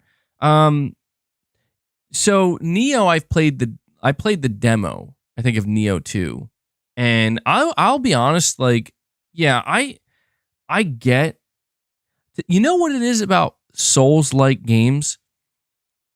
Almost every time I've tried playing a Souls-like game, or a game that is like a Dark Souls game or inspired by it, if it's not coming from Software, and maybe this makes me, I don't mean this in an elitist way, and this is not a slight towards Neo, because I can see what makes Neo so great. Neo, to me, honestly, is just too. The thing that turned me off about Neo is it felt like overwhelming to learn everything in the game when it comes, I don't know, when I played it, it just felt like a bit much. And I think that just kind of scared me away from it. But I don't know, every time, most of the Souls-likes that I've ever tried playing, it's like I always end up feeling like, yeah, this is good, but I feel like, just actually playing like Dark Souls 3 would be better. I feel like, you know what I mean? Or now that Elden Ring's out, it's like, you know what I'm saying? But I don't know, man. Like I said, I'm at a point where it's like, I don't know if, I think over time I might be becoming less, I might be becoming less willing to try different variations of established games. I don't know. It's hard to say, but I noticed that I am becoming more entrenched in just kind of what I know and what I'm comfortable with. But even with Elden Ring, man, I don't know. It's also, I think I might just be losing my touch a little bit. Because even with Elden Ring, I struggled. And I don't know, I see people that talk about oh, Elden Ring was easy. I'm like, well, fuck. Insert get good comment. Now, yeah, absolutely. Absolutely. MBG is a certified casual. See, I don't know about that, though. I don't know. I feel like it maybe with certain types of games. I feel like there are other games. You know what? I can't even say that. Yeah, I don't know, dude. I might be. Oh no, I'm fighting for the hardcore AAA game, but I'm becoming casualified. I don't know, dude. We'll see. You play 4 games a year, bro? Nah, dude. I don't play. Come on, 4 games. Come on. Look, I'm not out here saying I play 50 games a year, play 40 games a year. I'm not doing that. But I'm playing more than 4 games. Come on, bro.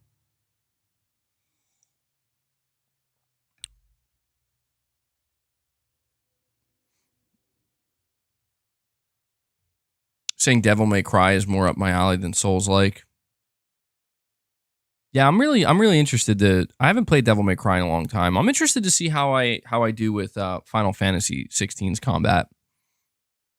Because I feel like Final Fantasy 16, it looks like it's going to require some skill. It looks like it's definitely going to require some skill. To a certain degree, anyway.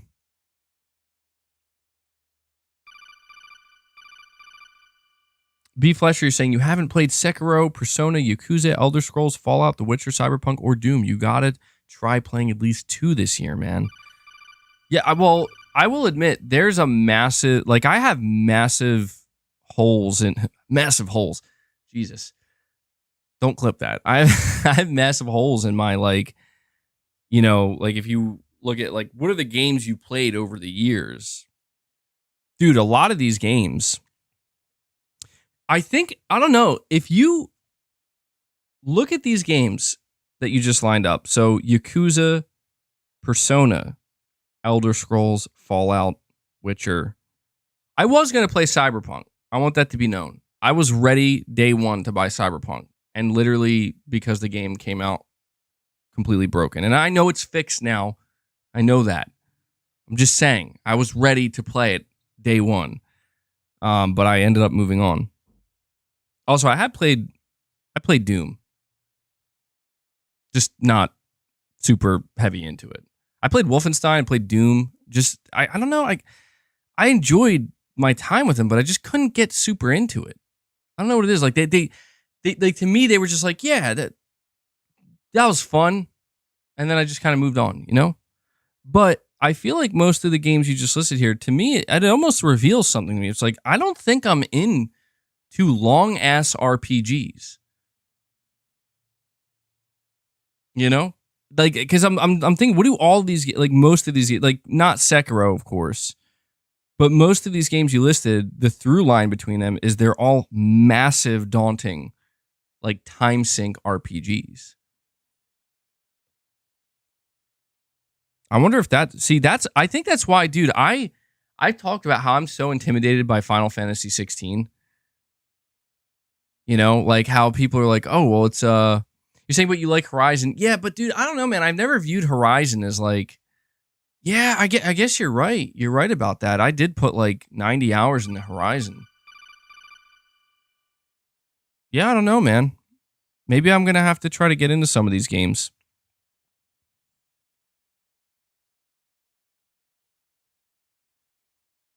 Domingo, you're saying, wait, you mean them T-flops on the Series S is not good? Nah, bro. Them T-flops is not good. MBG is not true to metal. Like, a game that a lot of people have asked me to play over the years is Persona, and I've looked into it, and I'm just like, dude, I don't know, man. I don't think I could play. I don't know that I could play Persona. I just don't know that that's my type of game. But then again, I don't know, man. That's the thing. I felt like I do got to try different games more often. I think it would be beneficial for me because, like, I was convinced at one point in time, like, oh, I'd never play a Final Fantasy game, you know? And you guys, like, people just kept saying, like, dude, you got to at least play Final Fantasy VII Remake. Like, you got, and I'll be honest, dude. I said it many times, like, I was pretty fucking sure I wasn't going to enjoy it because I'm just like, this is not my game, dude. Like, I'm not into these type of games. And then I played it and I was like, why am I loving this though? You know, like I really was discovering like I'm not just liking it, like I'm actually really, really, really liking it a lot. So I got to try to be more open to playing different things. But yeah, I won't lie. Like these, like, I mean, Horizon, I think I was intimidated by Horizon as well. But honestly, I didn't think I would put 90 hours in the Horizon. I think that's the thing that surprises me. Because it is a big RPG, but I don't know. I never approached it like that, you know? And to be honest, most of the stuff like, many hours of my time playing Horizon was taken up by, like, you know, doing the extra content, doing the extra stuff and whatnot, the side stuff. Because I feel like I've completed the main story in about, like, 30 hours, 35, maybe 40, something like that. 40 sounds too long. I think it was definitely less than 40. Now that I'm trying to, like, sit here and think, like, how did I put so much time in the Horizon? What was I doing? Can't even remember. You say Ghost of Tsushima is an RPG too? Would we say that Ghost of Tsushima is an RPG? You should start the Trails games. George A., you're saying Xbox may still deliver. PS3 took 3 years to deliver. Yeah, they still could. I'm not counting them out yet. I hope they do, man. Like, I know that for a portion of this stream, I immediately started like veering off into super negative Xbox territory. But I hope they do, man. Like that's something that would just benefit not me, but everybody. Like that would benefit the industry. No doubt. I hope they do deliver. Ripperoonie, you're saying back in March 21, I first thought getting Demon Souls with my PS5 was a mistake. Ended up with the Platinum and 10 plus runs. Damn, dude, 10 plus runs. Most fun I've had in a while. That's awesome to hear, Ripperoonie. Yeah, I love Demon Souls. I enjoyed the hell out of that game, man. I don't remember how many hours I put into it. I think I did a couple playthroughs. But what a great game. Like, I think the thing that surprised me the most about Demon Souls Remake is how well it held up, knowing it was like a PS3 era game. That was the most surprising thing to me. I really expected it to feel... The only thing that actually pissed me off about it, though, and I felt like, okay, yeah, maybe they should have altered this, was that one boss fight with... It was like the big demon, like fire demon, where you kind of don't really fight it. You just kind of got to run around and dodge sometimes. Like, you have to time when you're going to run from, like, point A to point B. That pissed me off so much. No, not the Flame Lurker. Is the fire dragon? Yeah, that pissed me off so bad. Like, you could tell that was because they decided to make a 1-to-1 remake. They didn't alter anything about it. The Dragon God. Yeah, I think that's the name of it. That was the only bad part of Demon Souls for me. You're saying skill issue? No, that's the thing, is it wasn't so much skill as much as it was just like, I don't know. It wasn't very good. I think they should have like altered that a little bit, but I understand why they decided not to. I think that's cool to hear, Ripperoonie. That's awesome. 10 plus runs, man. That's impressive. Colby Watson, you're saying, MBG, my game tastes are mostly the same as yours, but you would love Fallout. There's an aura about it that always brings me back, man. Yeah, what's interesting about Bethesda RPGs is I never played Fallout, but I knew someone who played Fallout like a lot, and I just watched them play it. And for some reason, I don't know. I looked at the game and I'm like, I have no desire to want to play this. I don't know why. Like, I didn't see the appeal. Maybe you're right. I mean, maybe if I gave it a fair shot, I would like it a lot. But it's just my gut tells me, like, I don't know, man. The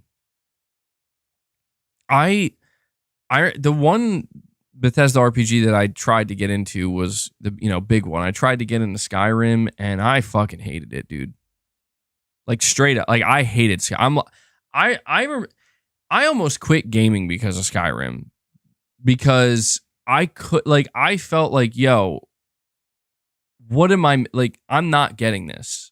I don't understand. Like, I don't get what people like about this game. I just couldn't figure it out.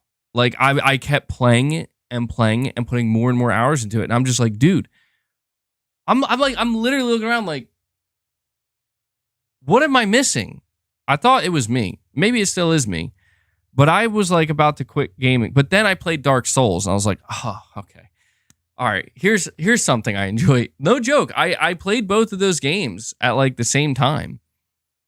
And one of them I felt like, like, this is doing it for me and this is amazing. I can't stop playing it. And the other, I kept feeling like every time I tried to play Skyrim, it was because the internet told me to, or other people told me to. They're like, dude, this is one of the best games. That's just me. It just goes to show that, like, I don't question it. I question why I don't get it. You know what I mean? But I understand that it doesn't matter whether I get it. To a lot of people, Skyrim is the greatest game ever made. It's their favorite game of all time. And I respect that. I'm not saying Skyrim sucks. I'm just saying I couldn't understand what made it good. After putting so many hours into it and playing it, I couldn't figure it out. I mean, I guess like from an exploration point of view, like just the fact you could go anywhere, do anything, I guess maybe there's that factor, but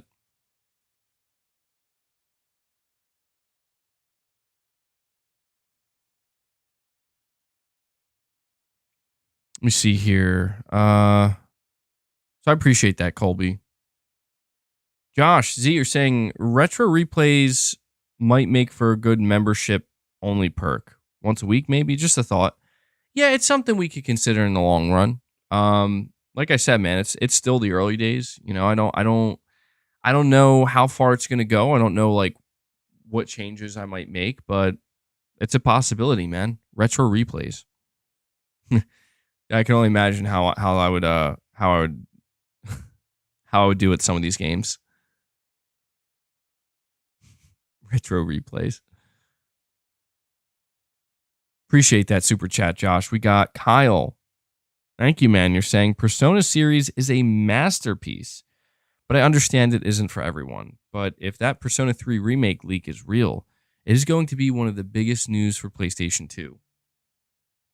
Yeah, there were people telling me, like, dude, how come you're not covering the Persona 3 remake, like, leak and rumors? And I got to admit, like, it was kind of tough for me because I just, like, just being totally honest, like, I don't care about Persona at all because I've never played it. And I've seen it.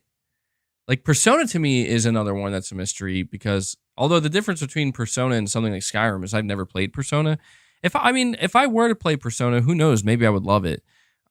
It's a game that right now I don't have any interest in trying to get into. But yeah, I see the passion that people have for the Persona series. They have like a lot of passion for it. And it's a lot of people, again, hold this series up as like one of the best, if not the best to them.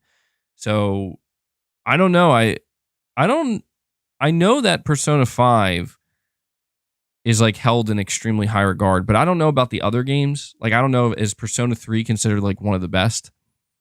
I don't know. You'd have to tell me.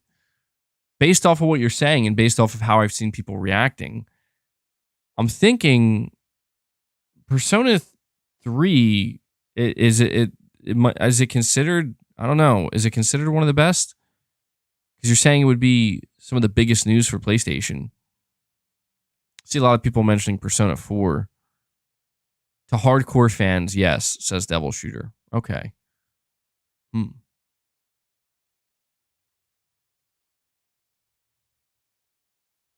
Saying Persona 5 is a game you can't understand why it's so hyped until you actually play it. Interesting. Yeah, I wouldn't. I don't know. I've found over the years that I do love like Japanese games. Like my favorite games are Japanese games. So I could see, I mean, I'm not saying I'm gonna dive into it anytime soon, but I could see myself playing Persona and be like, yo, this shit's amazing. Like, I could see that. Think it's turn-based as well. And even more interesting. It's weeby. Yeah, that's where I don't know. I don't that could go one way or the other for me.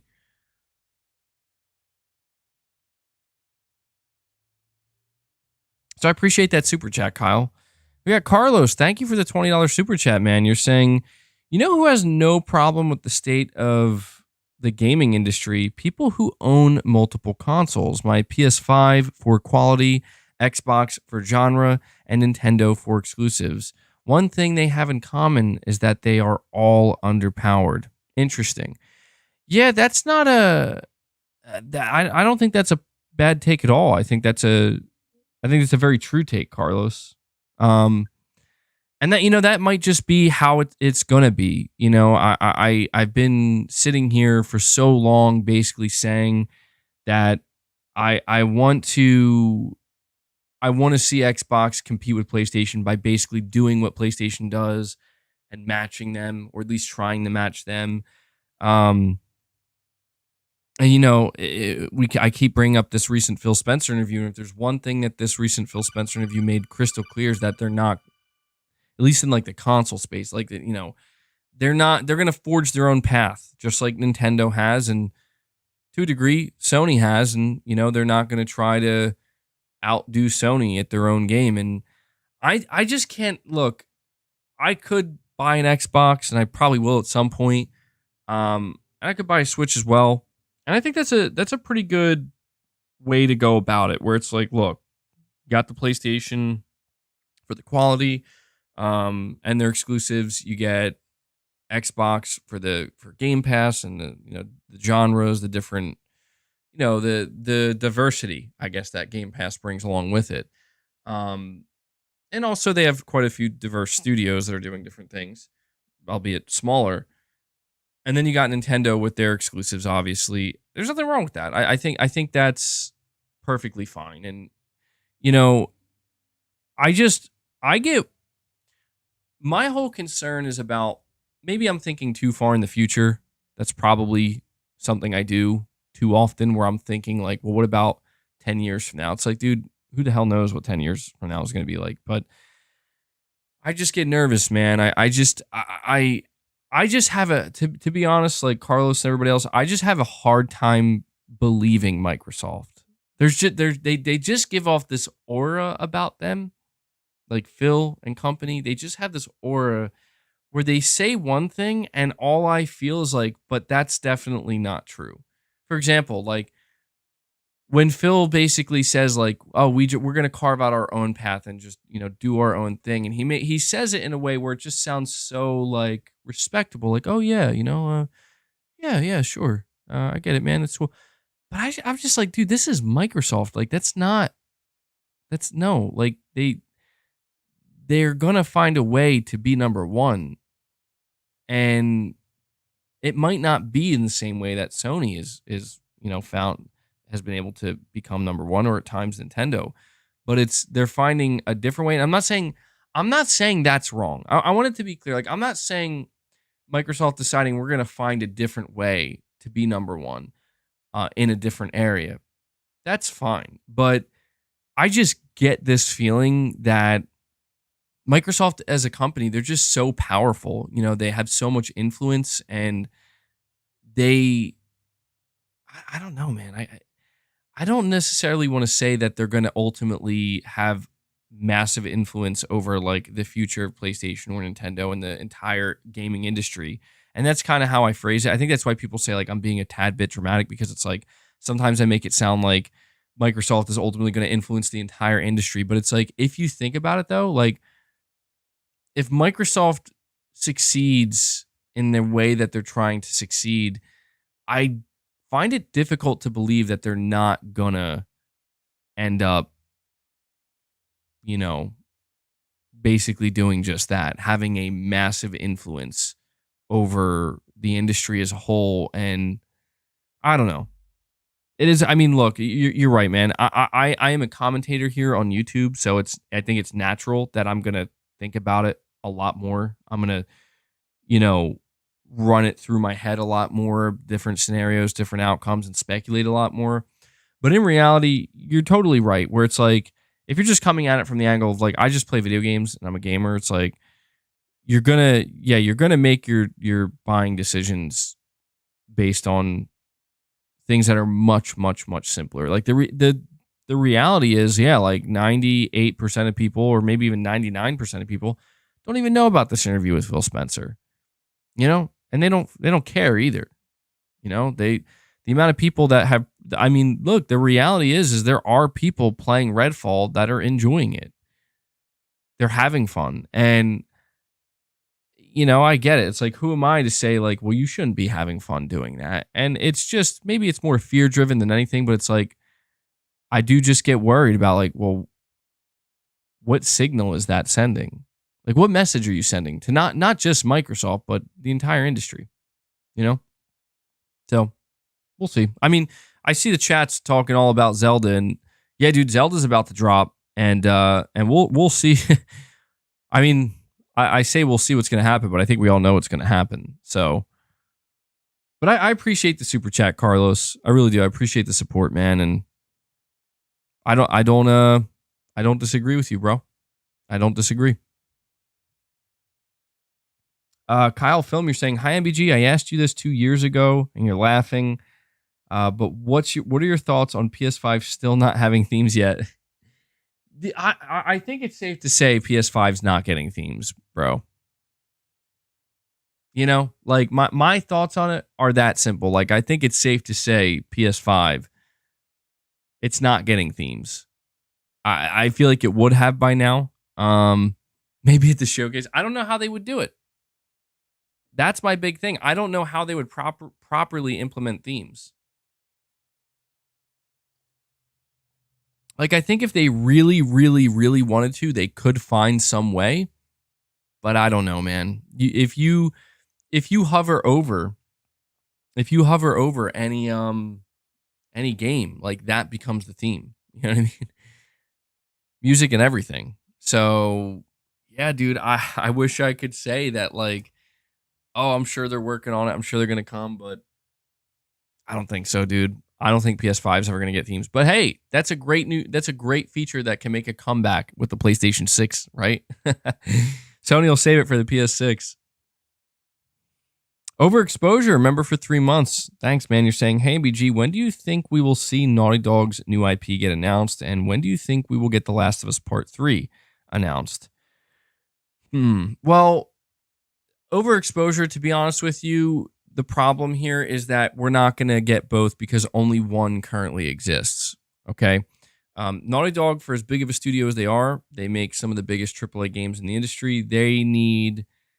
They cannot work on 2 massive AAA single player games at one time. They just can't, at least not effectively. At this point in time, it really is like there's so much expectation on the next Naughty Dog new IP, or not new IP, but new single player game.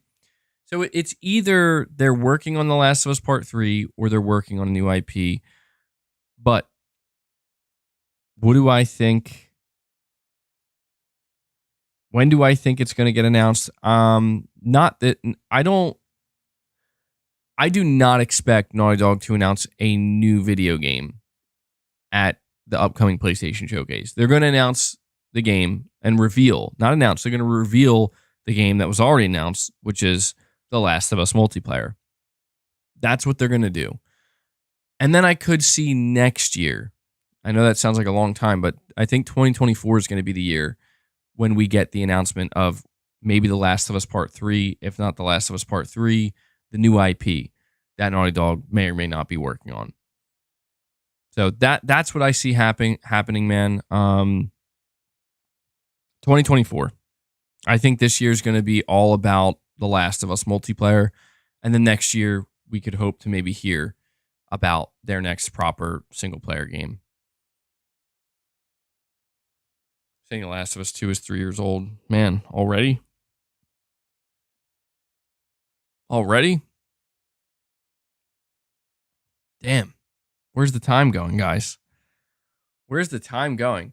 I do have something else I want to discuss here, though, with you. It seems that Insomniac may be teasing Spider-Man 2, at least a little bit. Maybe not teasing, but they are hyping it up. So check this out. I got an article from Push Square. It says, of course, Insomniac Games is never going to say that it's slacking off when it comes to Marvel Spider-Man 2 development.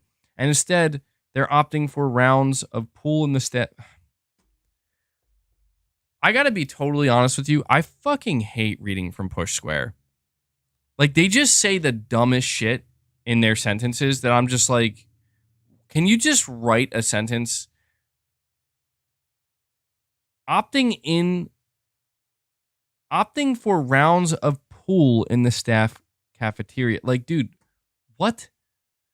I'm not even reading from Push Square at this point. I'm just getting annoyed. Like, I get so annoyed sometimes at the way that they write their articles and shit. It's just like, just write the article, man. Like, what are you talking about? They like just the way that they word and phrase things. Sometimes it's like, it bothers me because I feel like they're going so hard. They're trying so hard to sound like clever or funny or interesting. It's just like, what? All right, so this is a direct quote from John Pan- Piquet? I don't know how to say his name. This comes from the narrative director at Insomniac Games. Quote, boy, am I excited about Spider-Man 2. There's obviously not much I can say, but boy, are we really working hard to try and make sure that this is the best game we've ever made, and we can't wait to share it with y'all. End quote. So we got the narrative director who is working on Spider-Man 2 coming out here saying gotta dumb it down for MVG. Dude, it's not about dumbing it down. It's just about like I just need to know what is the report saying? Like what are you trying to say here? You know, but I get it. You know, maybe if you think about it, that's probably what they're doing to help differentiate their website from, you know, just the run-of-the-mill like robotic. I get it. Dumb it down for me. My brain can't handle it. Dumb that shit down. Young MVG sounded smarter. He's picked up a debuff since. I've been debuffed. Dude, that's funny shit. They're trying to sound hip for the kids. The Game Night 123. Thank you for the 20, man. Thank you for the donation. You're saying, I know you've mentioned in the past a couple of streams, but in regards to Phil Spencer's interview, Sony almost went bankrupt with the PS3 and was able to recover. Nintendo flopped with the Wii U and were able to recover. What's Xbox's excuse? Well, that's the thing is, you know, unfortunately, man, there is no excuse. And even Xbox and Phil Spencer know that at this point. You know? People are cheering on, well, some people are cheering on Phil Spencer and, you know, giving him a lot of praise for being honest in this interview. And I've talked about it ad nauseum, but I get that. But why didn't somebody ask him that? But, oh, wait, that's right, because he did give us the answer.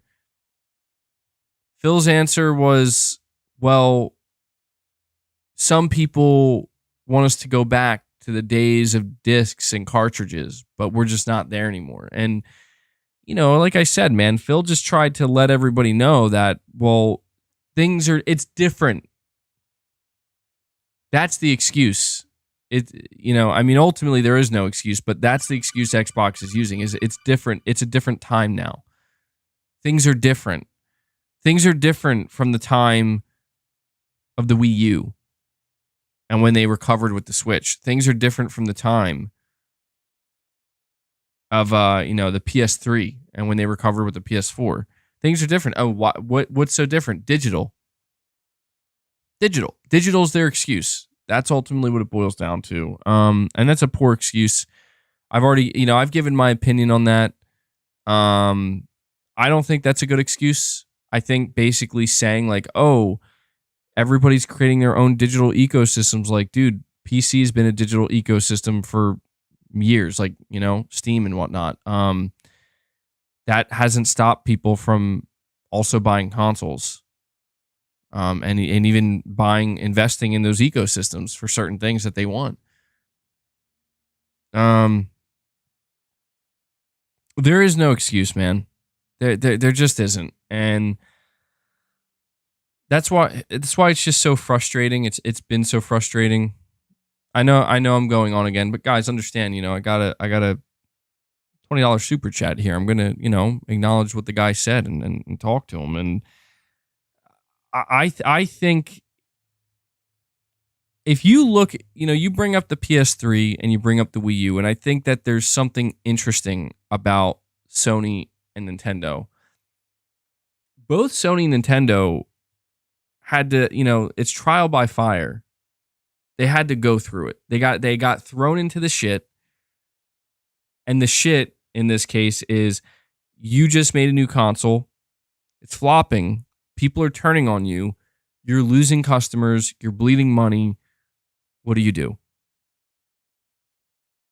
What do you do? And that's the difference between Sony, Nintendo, and Microsoft.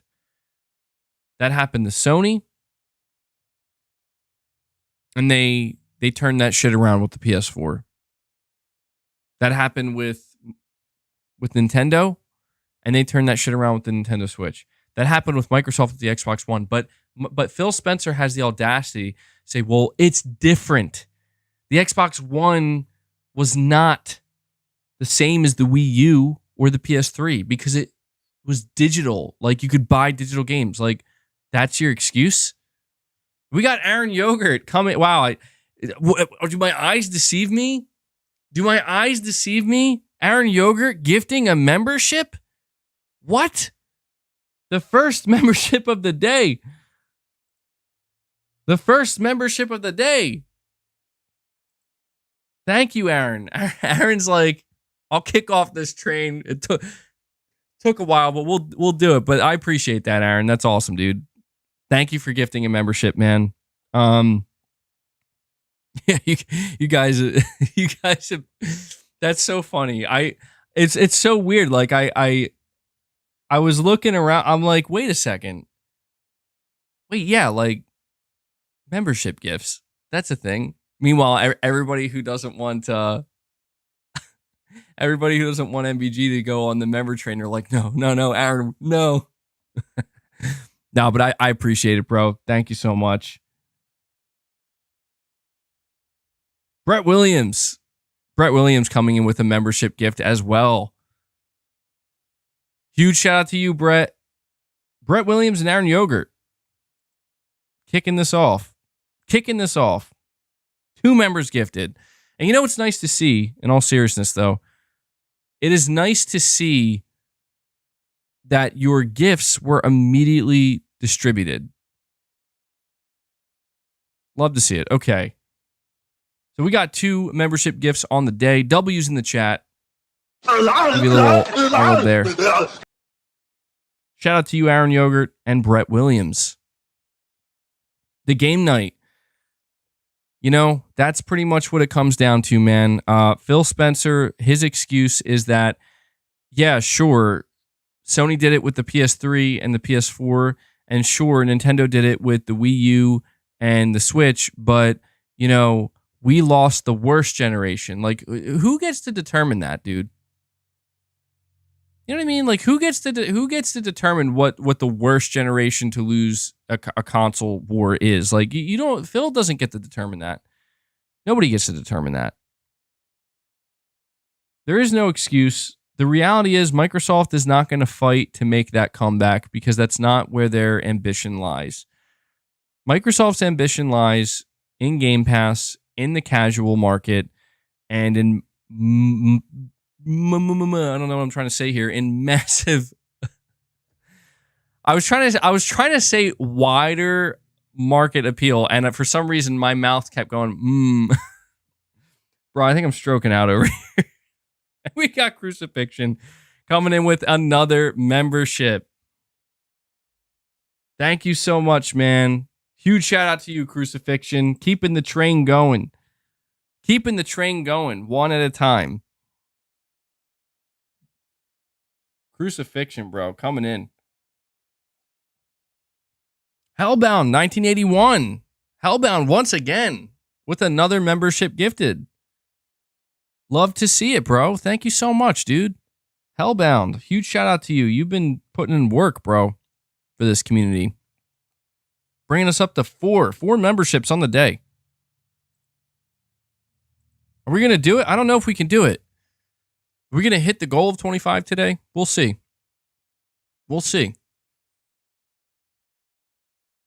W's in the chat for Hellbound. But, yeah, what I was just trying to say is that they want wide mass appeal. That's what they want.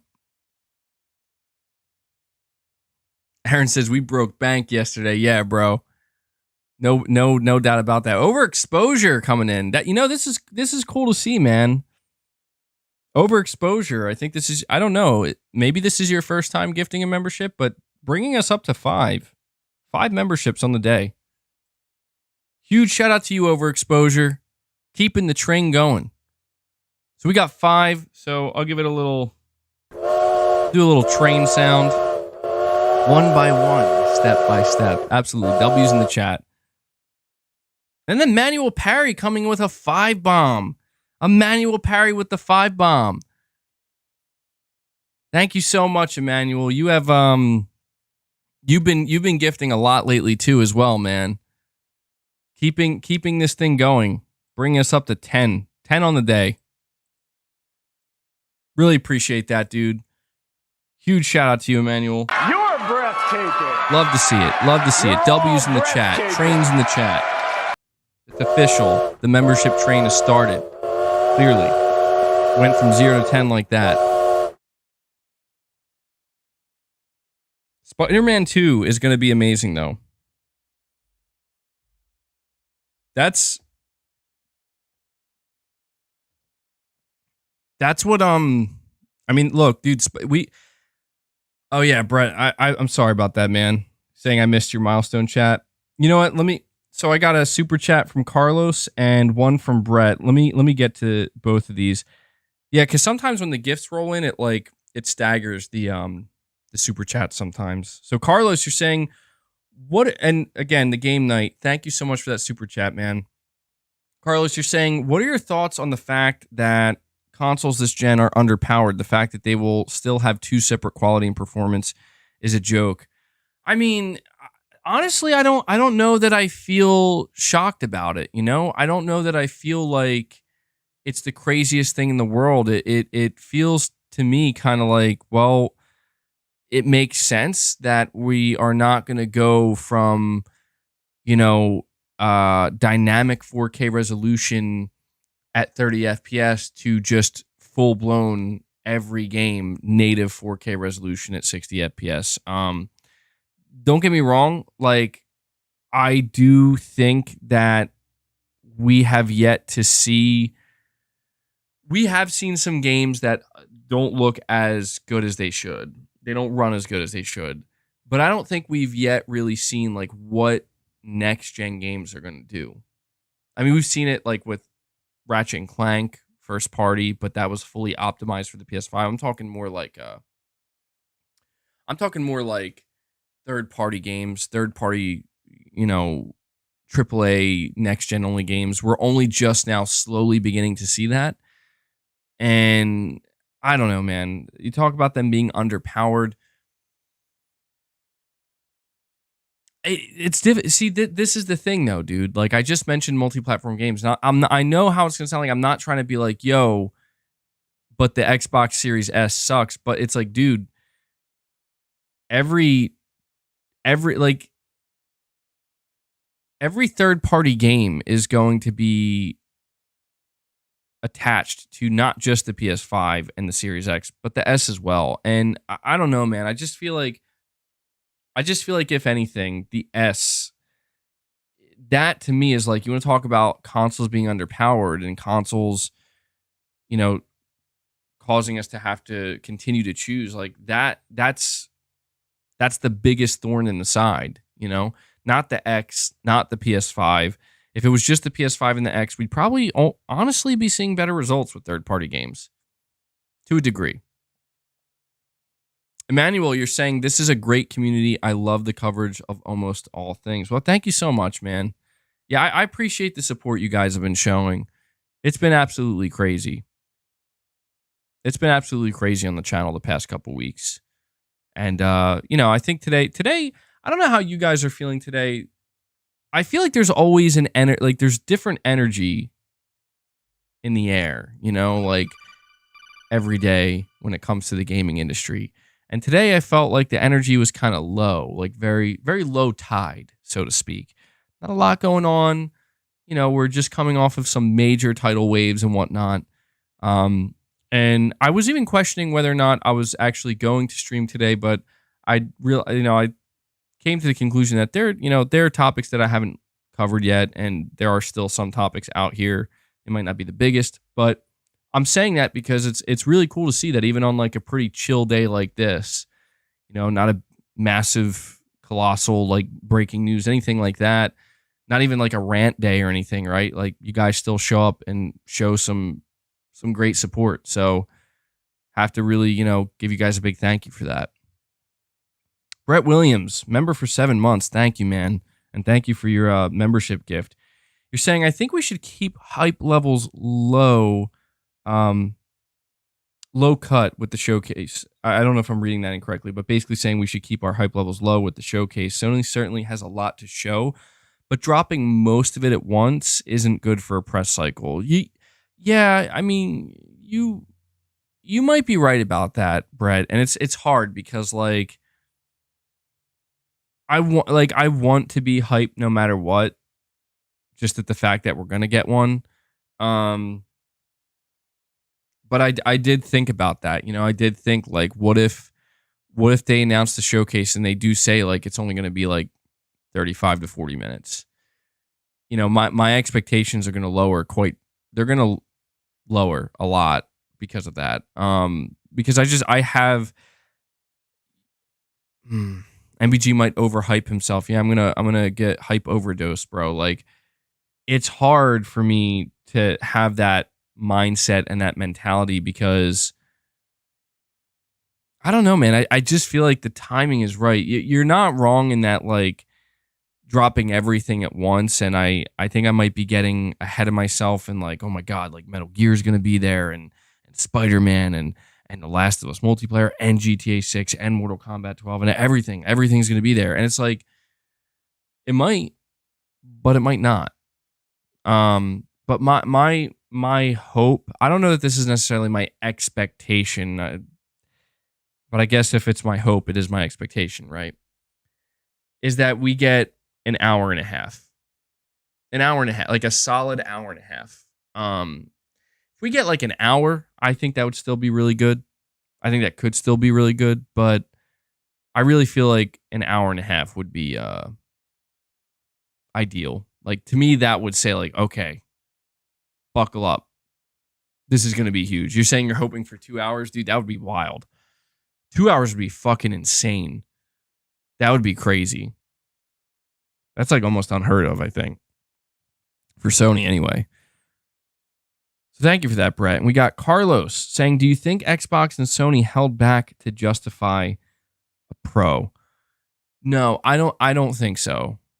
I don't think so. I just think that it was the reality. If you look at the PS5, there's nothing about the PS5 console that tells me Sony held back. Everything about the PS5, and you talk about the Series X as well, and the same logic applies to the Series X. They had to make sure that they could justifiably sell the consoles at a reasonable price. That being, at least for the PS5, starting at $400, and with the Series X, $500. If they tried to do any more than what they did with the PS5 and the Series X, they could have, but it would have been more expensive. They would have had no chance of breaking even or certainly not making a profit. And so I just think that they were fully anticipating that, halfway into the gen, they're going to work on a Pro model and they'll be able to offer a moderate amount of performance, more performance. But at around the same or a similar price point. I don't think it was purposely done. I don't think they were purposely held back. But you never know, man. You never know with this type of stuff. Here's one for you. I don't know if this is true. I think this may have been debunked. You let me know. But I came across this account that says apparently a marketing director from Take-Two Interactive contacted a hotel in Miami, potentially advertising GTA 6 named as AAA game. And this was just written down on a piece of paper. I don't know. A lot of people were looking at this and they're like, this seems like it's probably fake. But, I guess if anything, at this point, we have to be on the lookout where we're going to start to see a lot more stuff, a lot more stuff that's going to leak and rumors that are As we already saw today with like Bloodborne, right?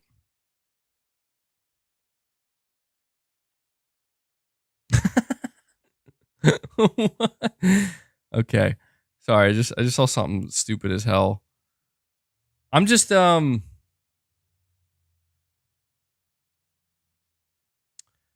checking Twitter to see if there's any breaking game news at all, anything. Because I feel like I've covered all the topics for today.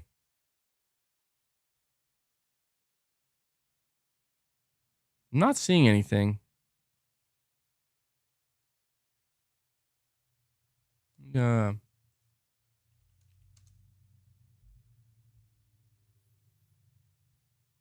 it's a pretty quiet. Oh, you know what? I did miss something. So apparently Sony canceled an upcoming game. Let me see. Not sure how I forgot about this. This is being reported by PlayStation Lifestyle. Unannounced PlayStation sci-fi shooter reportedly canceled. Sony Interactive Entertainment has reportedly canceled an unannounced PlayStation sci-fi shooter in development for the PS5 and PC. According to the rumor mill, the game was in development for 3 years at Final Strike Games. Have you guys ever heard of this studio? Apparently, the studio was called Final Strike Games, and I've never heard of them. And the game was expected to release in 2025. Final Strike undergoes layoffs amidst reported cancellation of the PS5 shooter. The rumor was first shared by Twitter user Timur222, who claims to have been contacted by a former developer at Final Strike Games. Indeed, Final Strike employees have undergone layoffs, as a number of posts have popped up on LinkedIn confirming the same. Timur222 claims that the studio suffered a 40% reduction in headcount. And while we can't confirm any numbers, we did find quite a few posts from Final Strike employees on LinkedIn that confirm that they were laid off over the past 24 hours. Final Strike mentions on its website that it's working on an unannounced AAA PvP shooter for consoles and PC. Last year, it was speculated that the studio was working in collaboration with Deviation Games, which is currently developing a PS5 console-exclusive IP. Interestingly, Final Strike developer Eric Hewitt mentioned in a tweet last October that he was introduced to the team at Deviation as part of its induction at Final Strike. So, yeah, how do you guys feel about this? I mean, I gotta be honest. I don't know that I feel anything. I mean, obviously, I feel for the people who were laid off. Like, that sucks. Hopefully, they bounce back quickly. I'm just talking about the game itself, where it's like, I don't know what this game was. I didn't even know that this was a thing until today. I gotta wonder though, like, for a game to be canceled 3 years and basically development cycle, it must have been. What games has the studio made? I have no idea. Let me see if I can find it.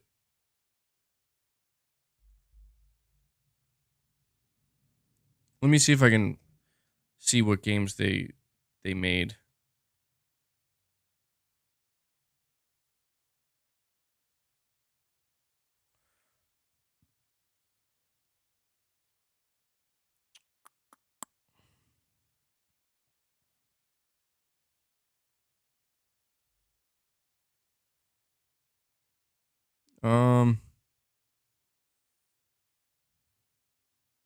I don't know, dude. Oh, here we go. This person says, "I'm not surprised they made Rocket Arena, a janky AA at best shooter that did poorly. This game must have been horrible and not met Sony's quality standard." Interesting. Yeah, I mean, that's, you see that you got to wonder, dude. So yeah, apparently their last game was not good. Yeah, it does sound like nothing of consequence was lost. Helldivers 2, no. Arrowhead is working on Helldivers 2. I mean, you got to wonder, though, if Sony was going that Game Pass model route, maybe they would have said, you know what? Screw it. This is good enough. Ship it. Sony's not. Sony's not happy to cancel things. Why would they be? Just lost money. Saying so that's the part that confuses the hell out of me. You're saying so that's the Deviation game? No, Deviation Games is a separate AAA studio working on their own shooter. That's why I'm very confused that like this is being written up as if they had some kind of, I don't know, like they were working with them on. I don't know. Maybe they were. I have no idea, dude. You're saying, oh, Rocket Arena was terrible. That game died in a month. Interesting. Yeah, I mean, you know what it sounds like to me? It sounds like Sony is giving certain small teams like the opportunity to like develop AAA games. But of course, in doing so, not every team's going to prove that they have what it takes. And that's just it's like tryouts, essentially, for a championship team. It's like you're going to have to really prove you can do this. And if you can't keep up, you're going to get cut. So that sucks, man. But yeah, I mean, I would say, damn, we really we lost another exclusive, but it's like, no, I didn't even know this was a thing. Like, I had no idea.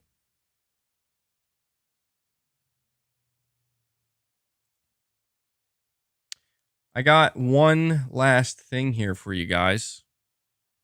Okay. Got an article from gamesindustry.biz. I want it to be known. I know it's going to sound like I'm regurgitating the same things we've been talking about. And there's a reason why I saved this for last. It's mainly because I meant to read this like 2 days ago and I just kept forgetting. But I want to read it because I think it's an interesting article. Okay. So there's this article and it says, is Xbox's future brighter without Activision?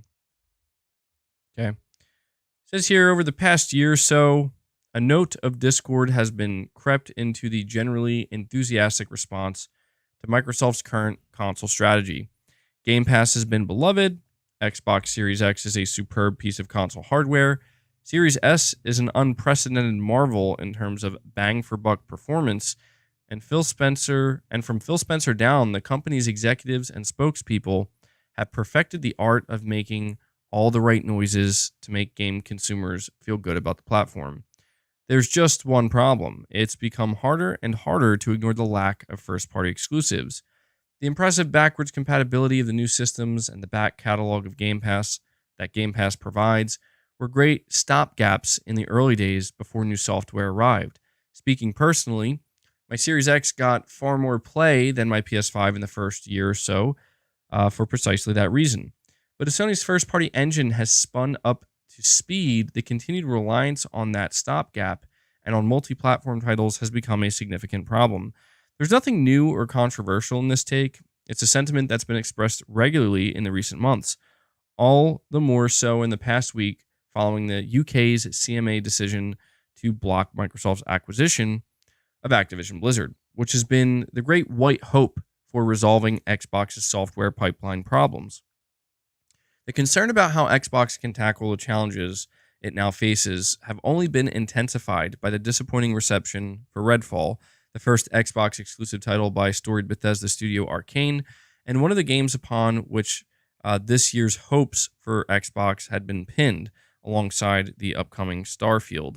The Xbox bench just isn't deep enough to allow for swings to miss at this point, especially only days after the whole future of the Division strategy was called into question so publicly. Yet, in the face of all this, I find myself more cautiously optimistic about the future direction of Xbox than I have been for some time. The reason for that optimism, in a nutshell, is this. Having been told that it cannot buy its way out of the dilemma it faces, Microsoft is left with no choice but to innovate its way out of it instead. And in the past, it has often been in these moments that Microsoft was its most creative, interesting, and to its rivals, threatening. Whipping out the checkbook was, in many regards, the quick and lazy option. What Microsoft does instead, assuming that the Activision Blizzard deal really does end up off the table, will make significant changes and an upheaval, but should by rights be a brand new chapter for Xbox and for the games business more broadly. The underlying assumption here, of course, is that Microsoft actually remains focused on the games business even after being rebuffed in its acquisition attempt. As Christopher Dring pointed out last week, the notion that Microsoft is just playing about in the games business and could become bored in the face of any failure is one that has dodged the Xbox since its earliest days. There were points where it was a reasonable fear. The original Xbox was kind of a weird guerrilla effort within Microsoft that sat uncomfortably alongside the rest of the businesses. While much later on, there were question marks about how the games business would fit into Satya Nadella's vision for the company's future, as other consumer device businesses like Zune and Windows Phone were shuttered, and service offerings like Acer and Office 365 came to the force. God damn, this article is so fucking... I'm not reading all this, bro. I'm sorry. Like, I'll be honest, I totally underestimated how fucking long this article was. Dude, this is like a book. Basically, all right, look. The gist of this article, because, man, I probably should have looked over how long this was. The gist of this article is simple. It's basically saying that we, not just us, but the gaming industry as well as fans, will ultimately get a much better version of Xbox as a competitor by not getting Activision Blizzard. Because if they get Activision Blizzard, well, they get a big win without really having to do anything. They just spend a bunch of money. But now that that's off the table, it's really going to force Microsoft to, have to try to do good. And that's basically what it's saying. I thought that was a short article, guys. I apologize. I thought it was just a couple paragraphs, dude. It's very, very long. So Narcan Blitzer, you're saying, MBG, isn't it a good thing that the game got canceled? The game potentially could have been a Redfall-esque game. Sony saw it was bad and then canceled it. Yeah, they did what they had to do, man. Absolutely. That fucking game could have been a dumpster fire, and Sony's like, we're not going to release this. We're not going to continue. It was so bad, they're like, we're not funding this anymore. This was a waste of money and time, and that's that. The game, look, I'm not trying to be rude, but the game must have been pretty fucking bad. I mean, for a game to just get straight up canceled halfway through development, it has to be pretty bad. And that's the difference between Sony and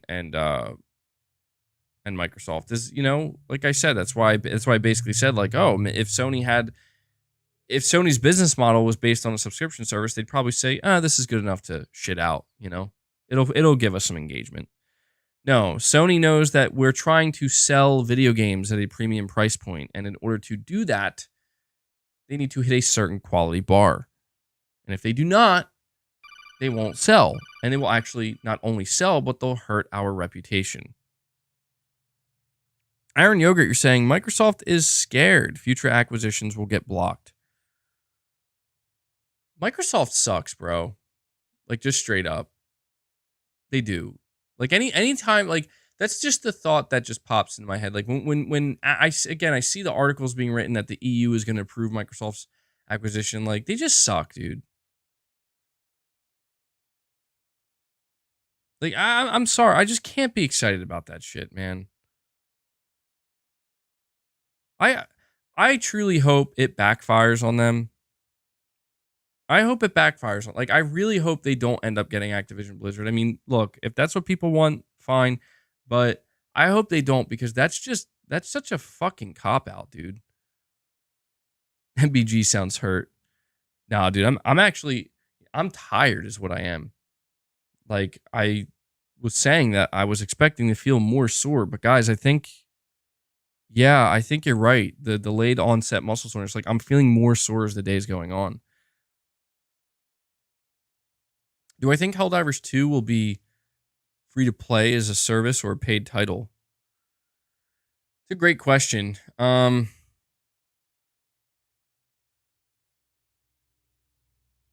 could see Helldivers 2 being free to play. I could. I could see it. I could see it. I want to see how far Activision falls. Oh, hold on. My stream's gonna get cut. Wait, no, it's not. Okay, we're good. That was annoying. We back yet?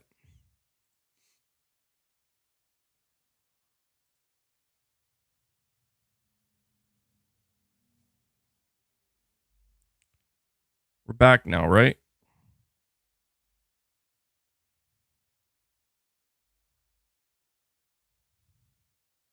Yeah, we're good now. We're good.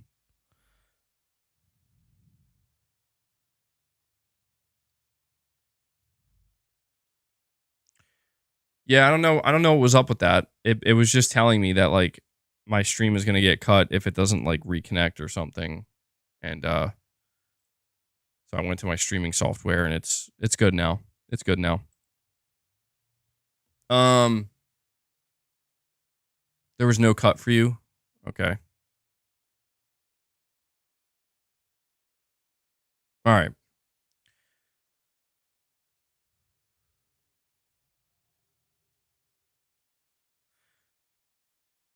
MBG, you see people are posting on Twitter Microsoft is not giving raises to any full-time employees despite 18.3 billion in profit in the last 3 months. Doesn't surprise me, dude. Doesn't surprise me. I think what's just so hard for me, you know, people say like, dude, it doesn't matter what Xbox does. You're always going to hate them. It might be true. It might be true.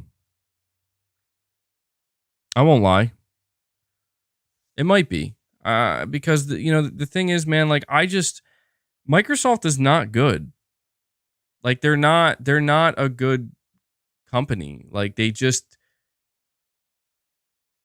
really are not very good. They're business, man. Like they're just all business. They're all business. They're all about dominating, and they're not just business, it's big business, you know? I'm not saying that Sony and the executives there, they're all nice, great people that care about you on an individual level. No, but I'm sorry, man. Like as far as I'm concerned, Sony has shown respect for the gaming industry. Like they have some respect for the fucking industry. They have some respect for the art form. And I just feel like, dude,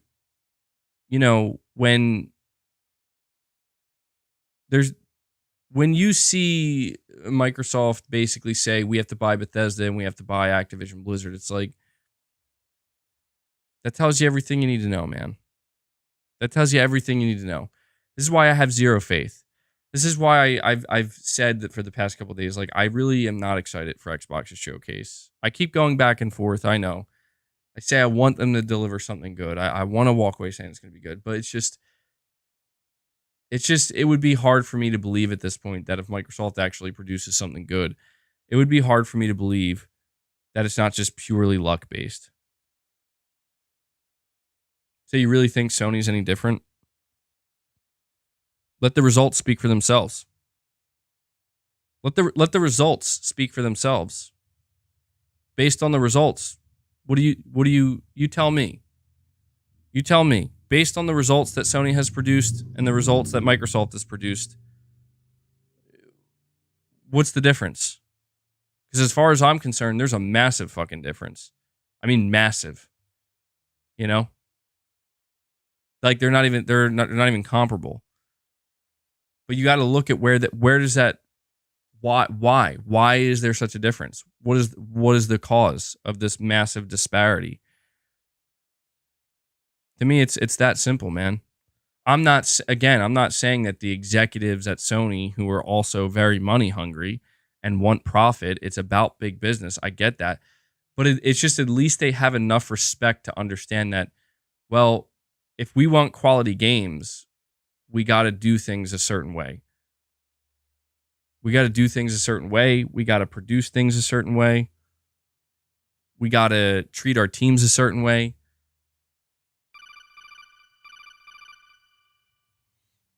You just don't understand why you have to lie about it. I'm not lying, dude. Like everything I've said and everything I am saying is the truth. Like I'm a human being, man. My thoughts and feelings on things change frequently. Maybe there are some people where their thoughts and feelings don't change frequently or at all. That's not me. I'm always seeing things from different perspectives. I'm always considering different perspectives. I can absolutely see the perspective of Sony and Microsoft being in a very different place, even just a year or two from now, where there's just Microsoft is actually producing banger after banger, and who knows, maybe Sony starts to slip. I can see that perspective. I can see the perspective right now of a consumer who says, I really don't care about any of this. I just like that Game Pass is cheap and I don't have to buy games. I can see that perspective as well. But at the end of the day, like,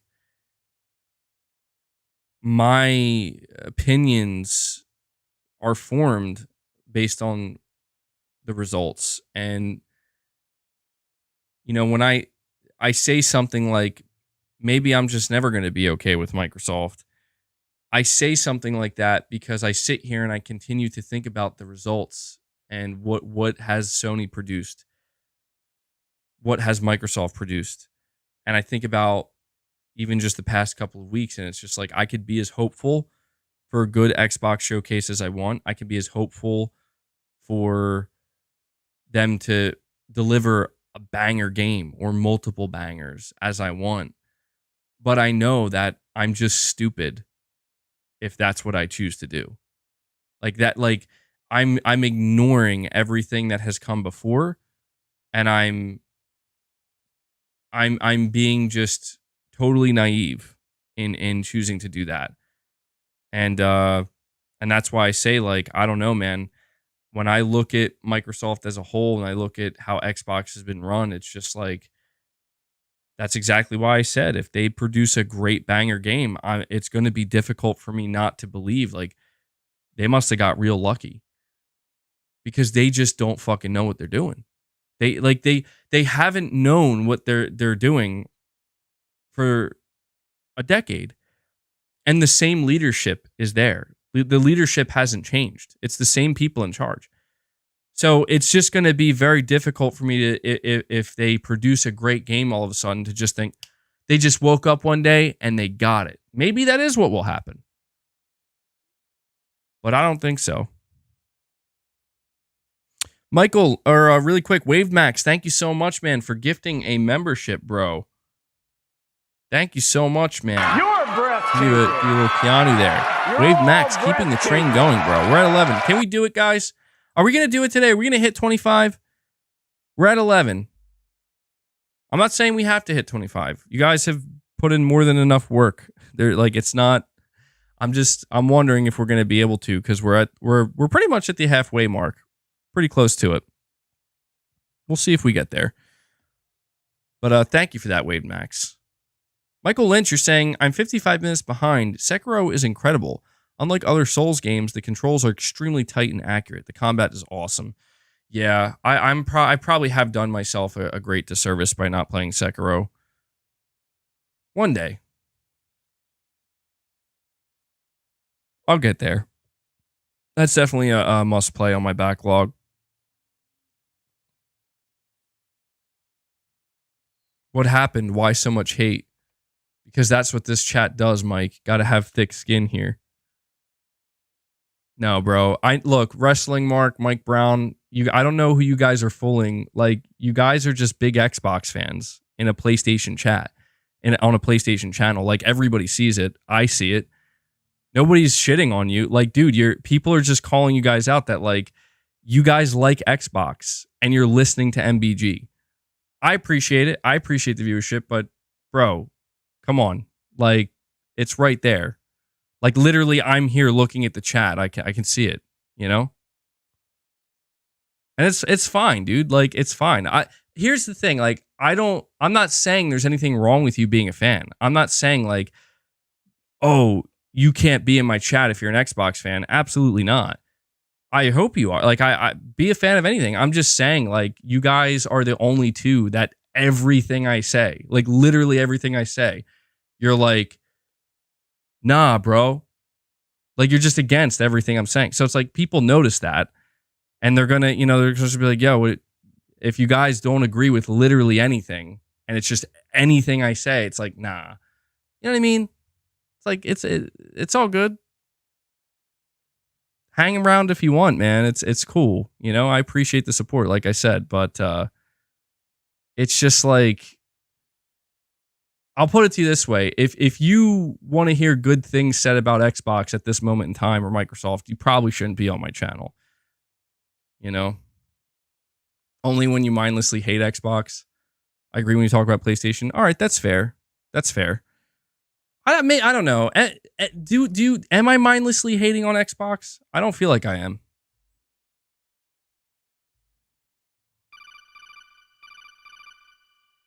I think people get annoyed with me more than what I'm actually saying. I think that's the truth. I think that's the truth. I think certain people get more annoyed with the fact that I'm the one saying it. Like, I have a feeling that people who are saying like, I'm tired, like your mindless Xbox hatred and whatnot, and you're just, these are probably the same people who listened to Skill Up in his video yesterday and were like, absolutely, bro, you are 100% on the money. So I'm not saying you're wrong for that. It's just that I think Skill Up and people who said similar things to him are completely fucking wrong. Like, just 100% wrong. So, naturally, I'm going to think that anybody who agrees with that is also wrong. But at the end of the day, you're free to think what you want and feel how you want. And so am I. That's all, Herpy Derps. Sorry, bro, I missed it. Herpy Derps with another membership gifted. We're getting there, guys. We're on our way. We're slowly getting there. 12 memberships today. 12 memberships. Getting closer to the 25. Thank you so much, man. Appreciate you keeping it going, Herpy Derps. You're breathtaking. You're all breathtaking.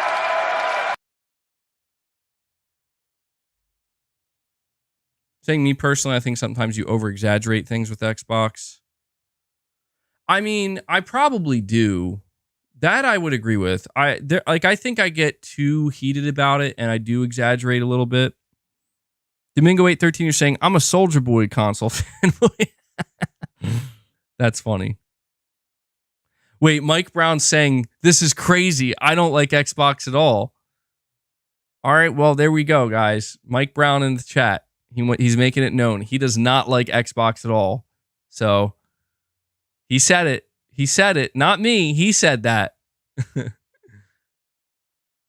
Have you read the news? Xbox is on its last leg. Come to the dark side. You're saying you have more PlayStation products than me? Well, goddamn.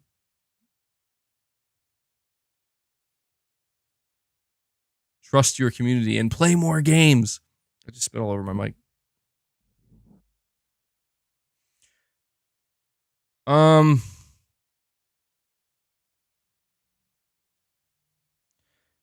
I want to, dude. All right, so you're saying MBG, you're not exaggerating. Xbox sucks straight up. That's how I feel, bro. Like, yeah, I just straight up feel it, dude. Xbox fucking sucks. And I'm not even laughing when I say that. Like, I genuinely mean that. Like, it's bad. It's real bad. And I'm tired of it. Like, I'm fucking tired of it. This is why I say I might always hate them, because I'm so over it to a degree where it's like, I can't fathom that we got another Phil interview apologizing, bro. Another one. Like, how does this happen again?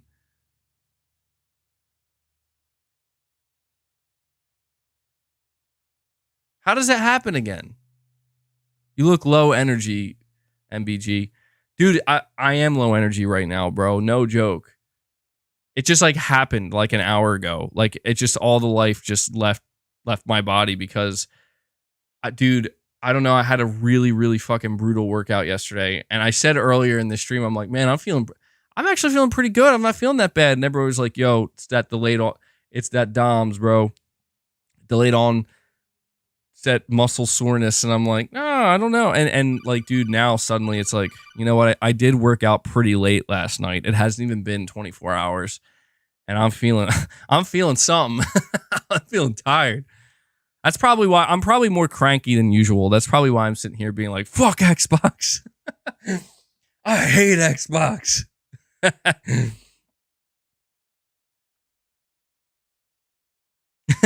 Chat, just watch. MBG's kid will grow up and be an Xbox fanboy. That would be the most ironic thing ever.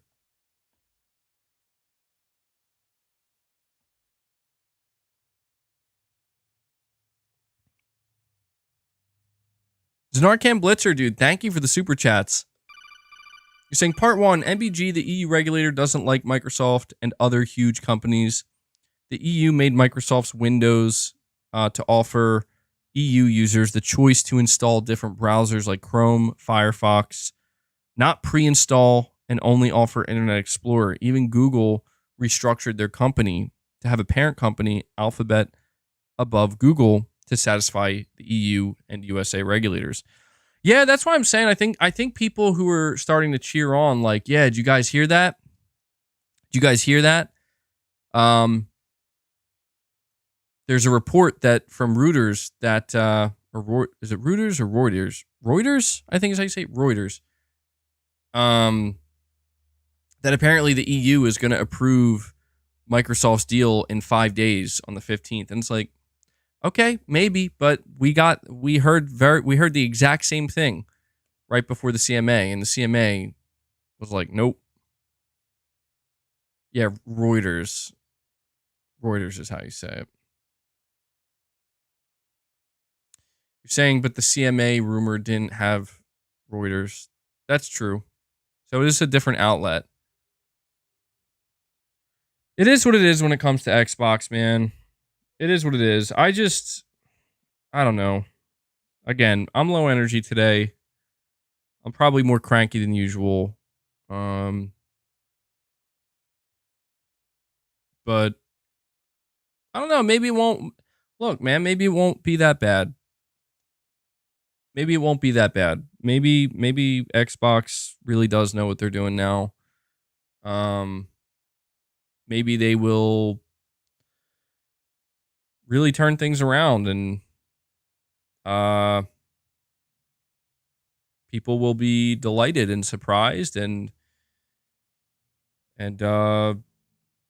yeah, who knows, man? Who knows? MBG thinks everyone is an undercover Xbox fan. You're all out to get me. I'm on to all of you. MBG's losing it.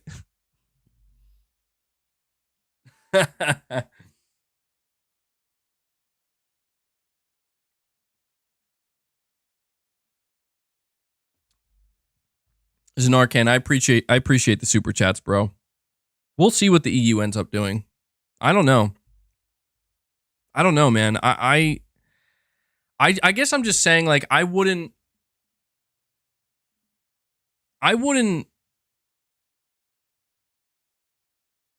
feel as confident. I know it's a different report from a different outlet, but it's like, dude, the last time we were told something was going to pass, the literal opposite happened, and people were pretty shocked by it. So I would just say, be prepared for anything.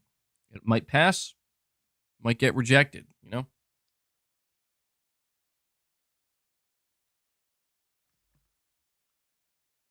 Oh, that's good stuff.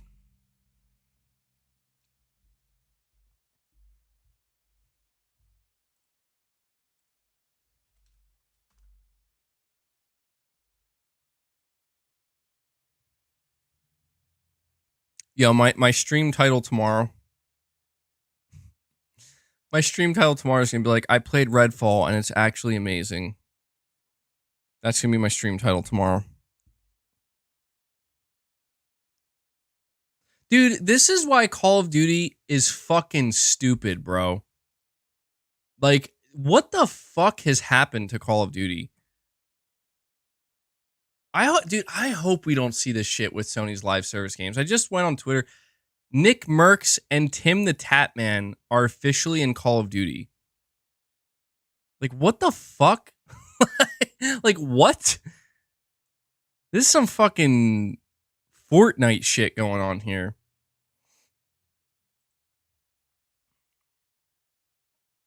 Who? These are like, they're like streamers.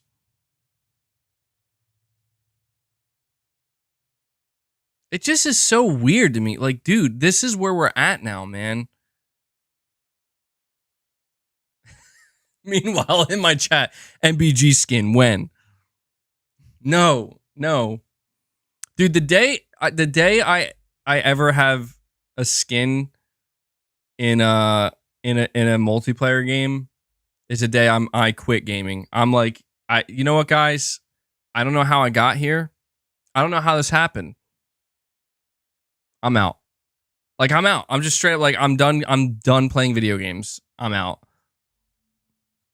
Breaking, Sony now owns 27.9% of From Software. No way. Really?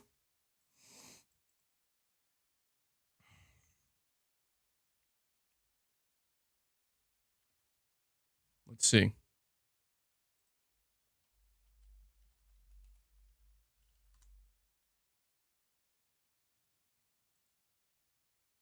I don't think so.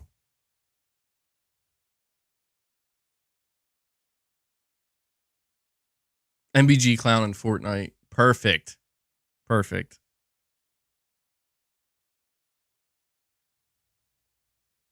Yeah, no, I don't. I think that might be some fake news, man. Because I just Googled it and no, there's no news regarding Sony and From Software.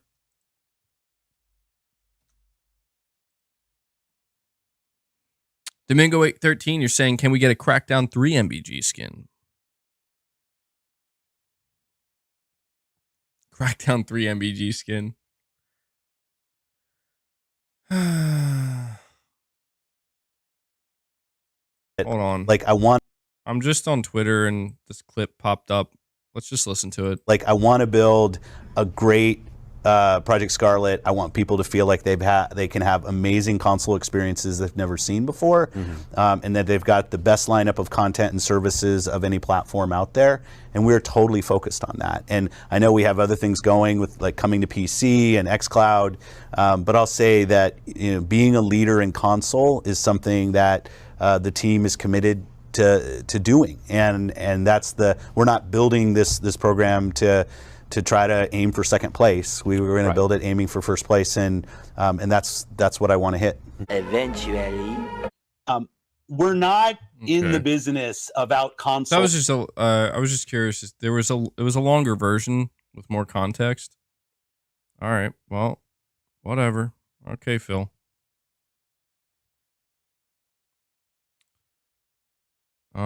Man, remember that? Remember when the Series X was referred to as Project Scarlet?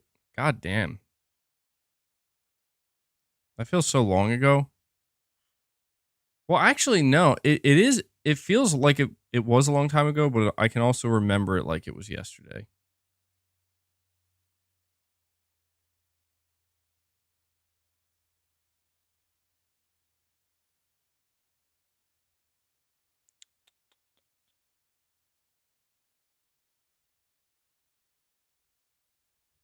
Huh. All right. Well,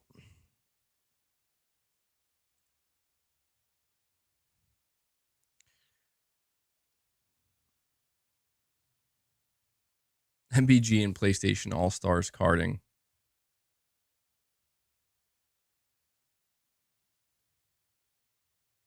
We're not aiming for second place. We're aiming for first place. And yet they're fine with third place. Well, to be fair, he never did say that they're not aiming for third place, you know? Yeah, I don't know, man. At this point, I really don't know. I don't know when it comes to Sony and Microsoft. It just seems like, all right, I want to say this. All right, I think this is actually a good I just thought of this. I think it's going to be really telling with the upcoming PlayStation showcase, and then not too long after that, we're going to get the Xbox showcase. I'm going to watch both. I'll live stream both. It'll be a good time. But I think comparing these two showcases is going to be very telling and actually pretty important, because I think ultimately, like,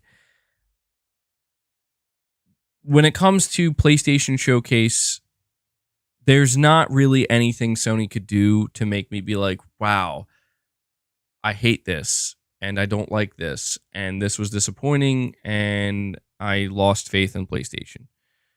No. I mean, could it be an underwhelming show? Possibly, but I doubt it. I think it's safe to say that I'm going to walk away from PlayStation Showcase where it's like, damn, they did it again. And that's it. And I'm happy with what PlayStation's doing, mostly. With Xbox's show, I feel like I could walk away feeling quite a few different things. But there is a chance I could walk away from Xbox's showcase, like, and that'll be it. Where I'm just like, yeah, they're in their own bubble, and I'm not part of it, and I don't care, and like I'm not interested. I kind of felt that way last year with their showcase.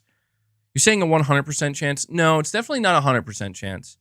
I will admit it's probably high up there. Like, there's a high chance. I'd say probably like 60 to 70% chance. But I really feel like, you know, I've tuned into the Xbox shows the past couple years, and it's not the same. It's just not the same. And I always feel like I just don't know that the stuff that they're showing, the stuff that they're pushing, I don't know that this is really for me, and I feel like it's just not good. And yeah, I mean, there's a good chance I could walk away from that, but I think it'll just be really interesting. I think the timing of all of this is interesting. The reason why I'm mentioning both showcases and how it ends up working out for them is because, you know, that's exactly where we could be, where it's like, yo, Sony is continuing to just forge down this AAA pathway, being on top in the console space, and that's just not going to stop. Like, it's just par for the course. And then Microsoft may do their show, and it's just clear that it's like, yeah, they're just trying to do their own thing, and it's more clear than ever. To me, it was clear last year and the year before that, but this is the year, supposedly, hopefully, where we're supposed to finally see these games that have been in development for many years. And how these games turn out, to me, it really is going to be like a make or break moment, personally. So we'll see. I mean, I feel like at this point, I'm just eager to get to the show. You know, I'm eager to get to the showcases and see what's up. Perfect Image, you're saying, what do you think about this month's PlayStation Extra? It looks pretty strong. I think them headlining Ratchet and Clank Rift Apart, I think, makes it very strong. I think Sony's doing a fine job with PlayStation Plus Extra. I think they're doing exactly what they should be doing with it, where they're treating it as like an extra thing. You know what I mean? A supplementary thing where it's like, we're going to put our exclusives in there after they've been out for a year or two. And we're going to put other third-party games in there that people might be interested in. So I think it's fine. I personally am not subscribed to it. I just don't play games like that through the services. I just don't. Maybe I will at some point. But I think it's good, man. Like, I think it's a fine lineup, and I think I would assume anybody who subscribed to PlayStation Plus Extra is probably satisfied with it. Could be wrong. I noticed they had all the Tomb Raider games in there, so that's pretty good. But yeah, you're saying exclusives are poison? Nah, dude. I disagree. I completely disagree with that. I don't think exclusives are poison. I think exclusives kind of help. I think they help games sometimes. I do. I think it makes it easier when a developer has to focus on a single console. You know, they get some marketing budget. They get more resources probably. So I don't think there's anything wrong with exclusives. I did see this small argument on Twitter. I think it was either today or yesterday, where this person was basically saying they were saying that it's better that Microsoft is buying publishers. Like, it's better that Microsoft bought Bethesda and they're going to buy Activision because at least they own them. And then somebody, responded and they were like, actually, no, it's actually what Sony's doing is better, because with Sony striking exclusivity deals with individual publishers, it still leaves the door open for Microsoft to do that exact same thing. Like, for example, Sony is working with Konami, right? With exclusivity deals. They don't own Konami. They don't own these games. Microsoft has every opportunity in the world. Like, they can just call Konami up and be like, how much do you want? We want to make a deal. To whereas when Microsoft buys Bethesda, it's gone. There are no more deals ever for Sony. Ever. Same thing with Activision Blizzard. And, I just thought that was interesting, because it just goes to show that, like, a lot of people really don't understand. Like, a lot of people are truly being conditioned. And you even heard Phil Spencer kind of get a little jab in there himself. He's like, these discrete deals that Sony likes to do, like, dude, what discrete deal? Like, they're not discrete, bro. Like, they're paying for third-party exclusivity. There's nothing discreet about it, Like, they're doing it to sell their console and to compete and to win. Like, you could do it too. You could do it too. But it just goes to show, man, that like there are quite a few people they don't understand that there is a huge difference between buying a publisher and doing a third-party exclusivity deal. And what's worse is that it seems that more people are beginning to get conditioned and to be conditioned to believe that the type of deals that Sony and Nintendo do with third-party exclusivity are worse. Like, they're the worst of the worst. And it's like, no, like, straight up buying publishers and consolidating the industry is the worst of the worst. Because that's the thing. If Sony bought Konami, like, if it was announced that Sony is going to acquire Konami, no one could ever make a deal with Konami again. Not Microsoft, not Nintendo, nobody. Never. It's off the table. Right now, Sony has signed multiple exclusivity deals with Konami. However, anybody else can give Konami a call and knock on their door and say, hey, we'd like to do an exclusivity deal. So what sounds worse to you? I think it's obvious which one's worse. It's just, it's weird, man. I got to admit, like, the past couple years have just been weird for the gaming industry in general. I don't know if it's just me, but I just feel like things have taken a strange turn. Things have they're just weird. You're saying they're equally terrible? They're not, though. Like, objectively, they're not. Although I will say this. The big caveat here, and I have to say this because it's only fair, is that people are claiming like Microsoft is going to keep their games multi-platform, and it's like, no, they're not. I don't know why you think that. Microsoft will keep their games wherever Game Pass exists. Like, I don't know why people, like, why do people just believe Microsoft is what I need to know. Like, that is the craziest part to me, is that people are just like, yeah, they're telling the truth. Like, dude, no, man. Like, they'll say right now,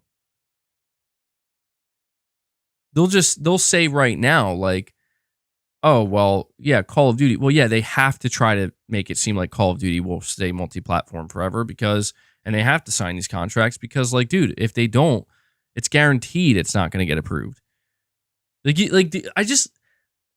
do people genuinely believe that in the future, even if it is the year 2035, it doesn't matter. It doesn't matter how long from now it is. The point is, like, why does anybody believe that Microsoft's intent is to not make Call of Duty exclusive to Game Pass? That is their intention. They're going to do that. It's guaranteed. Like, what reason would they have not to? There's no reason. Like, the moment Microsoft decides Call of Duty is exclusive to Game Pass, it's over. Game Pass just fucking won, dude. Game Pass is going to be everywhere because of that. And if Game Pass isn't everywhere, then everybody's going to go to Game Pass for that. They didn't do that with Minecraft. Yeah, but Minecraft doesn't get yearly releases. That's the big thing, because technically Microsoft can play both, right? Microsoft can say Warzone will stay everywhere because it's a service and it's already established, just like Minecraft. But once they do, Call of Duty Black Ops 8, whatever, cold, hot, upside down war, whatever the fuck it's going to be called, they can, that's all they got to do is this year's Call of Duty is exclusive to Game Pass. Subscribe to Game Pass. They want Game Pass on PlayStation. Absolutely. Absolutely. That's another angle here that we haven't really discussed at all. The fact that one of the reasons why Sony might be panicking so hard is that in the long run, this is something that Microsoft could use to say, you guys should really consider putting Game Pass on PlayStation. Biggity08, you're saying, would you rather rent your games through PlayStation or buy your games with Microsoft? That's a tough one. Well,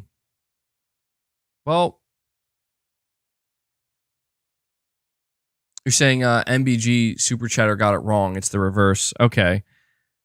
I mean, I was going to say I would personally love to buy my games to own through PlayStation, preferably physically. And if I were to, but I was reading it that way. So thank you for the heads ups in Arcane Blitzer. But it's actually an interesting question. Like, if I could only, if I could only choose one or the other, like either rent my games on PlayStation, that's the only way I could play PlayStation games, or buy I mean, obviously, as much as I would hate it, I'd probably have to choose to just rent PlayStation games because I'd want to play their games. But I would definitely support Microsoft in the sense that, they're giving us the option to buy and own our games. So absolutely.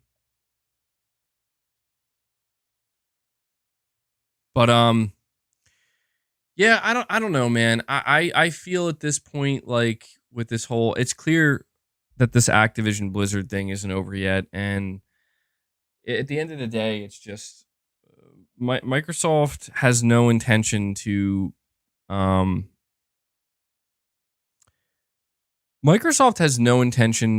give PlayStation anything. They don't want to give they want to take things away from PlayStation. There's this fucking weird argument that exists. It's so strange. I mean, Microsoft has really fucked people's minds up, bro. Microsoft straight up came out here, bought one of the biggest video game publishers in history by buying Bethesda, refused to answer whether or not they were going to make their games exclusive, and then as soon as it went through, made it crystal clear that future games are going to be exclusive. And they come out here, they do the same thing with Activision Blizzard, except they have to take it a step further to convince regulators through 10-year contracts for Call of Duty.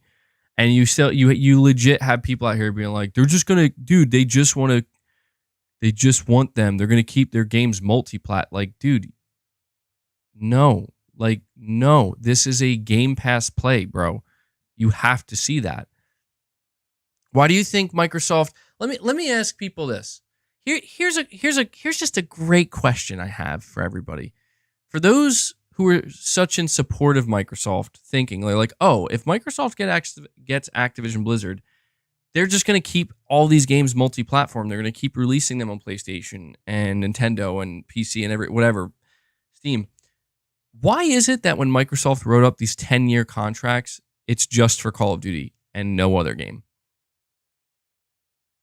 Your answer to that will probably be, well, because they weren't asked. They weren't asked to write that type of contract or present that type of contract for any other game. The only game that anybody's been focused on was Call of Duty. Okay. But I thought Microsoft was so nice. I thought Microsoft just, they have no intent to make these things exclusive and to make them exclusive to Game Pass. So they need to be told. They need to be told you have to write the contract for not just Call of Duty, but all Activision Blizzard games. Yeah, they do need to be told because that's not what they're going to do. They're going to be fucking exclusive. Sony's not stupid. None of the, nobody's stupid here except Frank. I mean, I don't know. I'm not going to call people stupid, but some people are being very naive and that they are believing the things that not only Microsoft is trying to convey, but what other people online are saying. It's like saying Microsoft is giving contracts for peace of mind. I mean, there's a lot of reasons why they're giving these contracts, and peace of mind, I'd say, is to a degree. It's to calm everybody down, but it's because it's like, dude, like it's right there in front of us. Everybody made it sound like Sony was so crazy for pointing out to the CMA. Sony was like, even though they're saying they're not going to make Call of Duty exclusive, like look at what they did with Bethesda and all their games. And like to me, that's all the proof you need. That's all you need to look at. If you want to know Microsoft's intent, just look at Bethesda. Look at Starfield. Look at Starfield. Look at Redfall. That is literally all you need to know. That is your answer. It's right there in front of you, in front of everybody to see. Game Pass. Game Pass. Exclusive to Game Pass. We will ship these games where Game Pass exists. That's the future. 10-year contract or not. 10 years is not a long time for Microsoft in terms of bigger picture thinking, in terms of long term, right? That's not a long time. That's a decade. They'll get through it. And once that 10 years is up, they can do whatever the fuck they want. And they will do exactly that. They will do what they intended to do the whole time, which is, well, every Activision Blizzard game right into Game Pass. And if you don't got Game Pass on your platform, what a shame. And here's the craziest part of it all. No one can do a fucking thing about it. Nobody can do a thing about it. Nobody can say anything. It's over. Like they abided, they held their end of the deal with the contract, and once it's up, it's up. So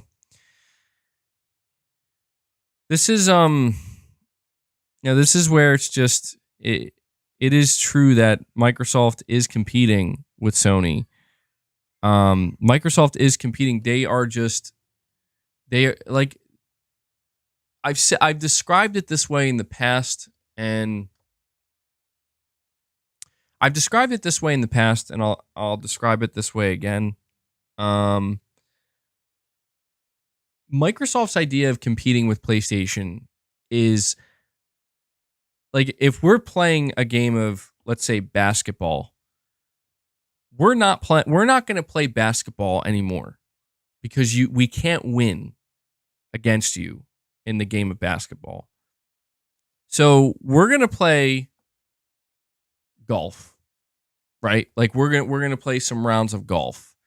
And even though that's not what Sony does, that's not ever what they've done, nor has it been what Microsoft has done, or at least Xbox. They're going to go do it anyway. But it's also like, imagine when they go to play golf, they're not just going over to like, a nice grassy area where you can go play your rounds of golf. You can go play your holes. No, it's like, well, we're actually going to like turn half of this basketball court into, This is where we're going to play our game of golf. Do you get what I'm saying? Maybe that's a bad analogy, but that's essentially what Microsoft is doing. Not like they're trying to literally transform the game. And they're doing it by buying publishers. And they're going to do it by buying publishers and making those games exclusive to Game Pass. That's how they completely change the entire game. So if Microsoft gets their way, there will be no more basketball court. There will be no more basketball games played. It's just going to be golf. That's what it would be. And Sony and Nintendo will have no choice but to play that game of golf. And Microsoft will be the best golfer out there.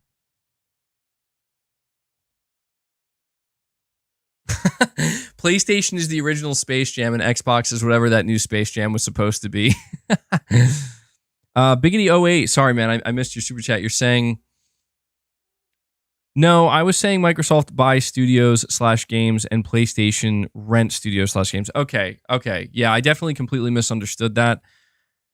Yeah, and that's the idea, man, is that that is true. PlayStation is basically paying to rent studios and games, and they get to use them, but they ultimately have to return them. Although, sometimes Sony does they can take it far. Cloud basketball. Sony does take it to a point where it's like, okay, we're going to make this we're going to make this game permanently exclusive. But that doesn't happen that often, I don't think.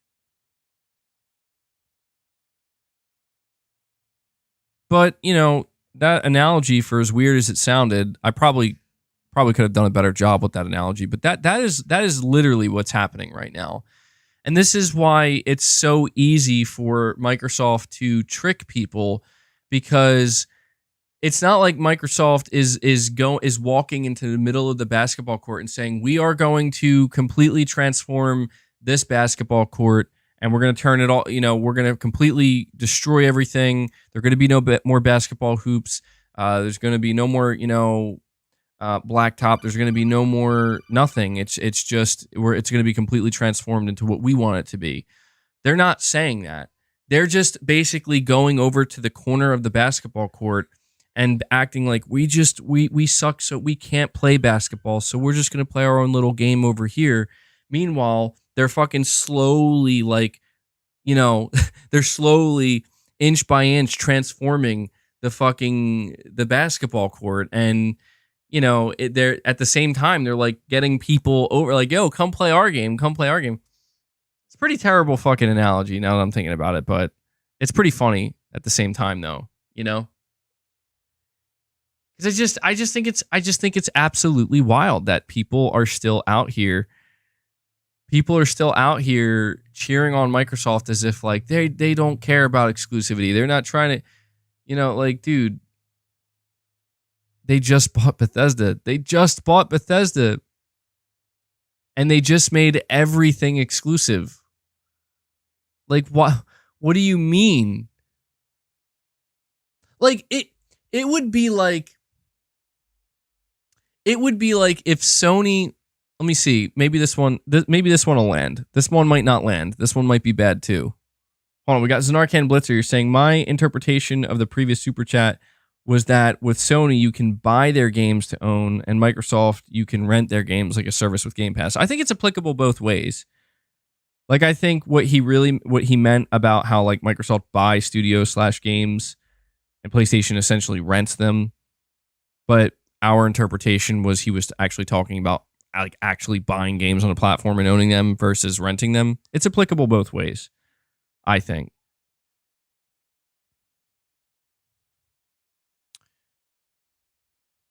I feel like what we're watching happen with Microsoft though right now, it would be like the equivalent of, so we're getting reports that, Sony has signed third-party exclusivity deals with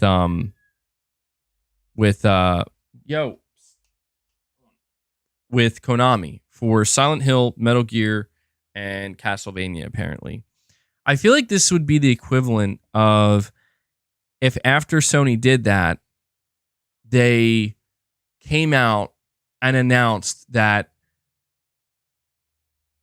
we're also going to, you know what? I can't go. That doesn't make any sense. This isn't. It's not. I can't even think of a comparable analogy here because it's just they're two distinctly different things. You know, like I guess just the closest thing I could say, it would be like if Sony said, we're never going to sign third-party exclusivity deals again. And the only time we will is if, we're still going to let them release on Xbox. I mean, but that doesn't even make sense because it's like, well, that defeats the whole purpose. But it would be like Sony coming out and trying to say, like, yeah, we're not going to do third-party deals anymore. Like, who would believe Sony? Who would believe them? It's like they come out and they say it after they just signed like 3 exclusivity deals with Konami. Like, no one would believe them.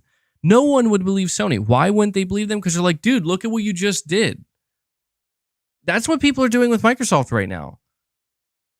Like people are like, Microsoft literally did just that, except instead of signing a deal, they bought a publisher and made their games exclusive. And they come out and they say, yeah, we're not going to do that again, though. Like, who the fuck would believe? Like, why do people believe them? It like makes no sense, man. It makes no sense to me how people just believe them. Like, it's just like, yeah, definitely. It's weird. Like I said, man, this whole thing is weird. This whole situation is weird. But that's what Microsoft wants to be. They want to be disruptive. Isn't that the key word? They want to be disruptive in this industry. They're going to disrupt Sony Nintendo's game of basketball by just bringing out some golf clubs. God damn.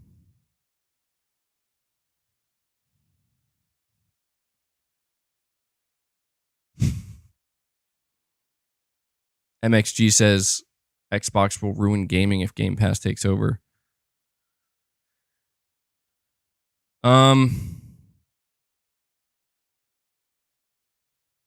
Well, what are the great things that Microsoft has done for gaming?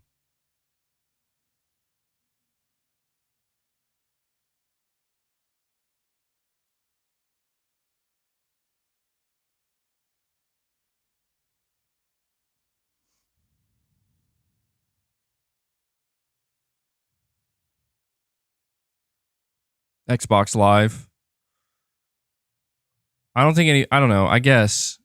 I feel like it was good, but it came with the cost of, well, now we're going to make you pay to play online.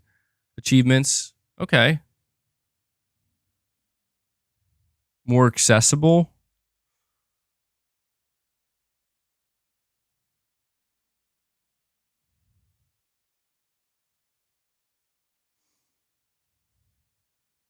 I mean, that's just I mean, I'm not even trying to be snarky. Like, that's a question I actually ask myself.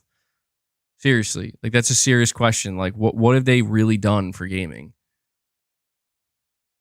And it's not to say that they haven't done literally anything. It's just that compared to Sony and Nintendo, I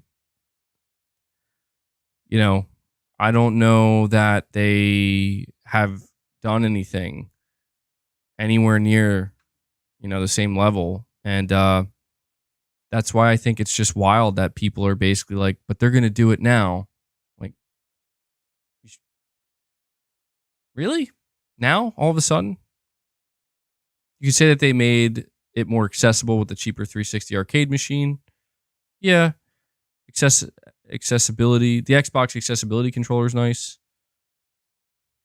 Yeah, and that's the fridge. Yeah, they did the Xbox fridge. Yeah, I just think it's crazy how it's like, I don't know, man. You think about, like, it's just weird to think of it that way. And that's why I just think it's when I think about where Xbox started, where PlayStation started, where Nintendo started, and where they went over the decades, to me it's clear that just, two of them did the most important thing that they'll always be remembered for. Remember that console, but more importantly, remember those games that they had on that console. Remember those games that they made. It's just like, I feel like with Microsoft, it's like there is that to a degree. Like people will say like maybe Halo and Gears, but I just think that that's an important question to ask, because that's why I have zero confidence at this point. And it's why it really is frustrating to see the conversation. Like I really, really, really, really, really wish the conversation about Activision Blizzard was dead, but it's not.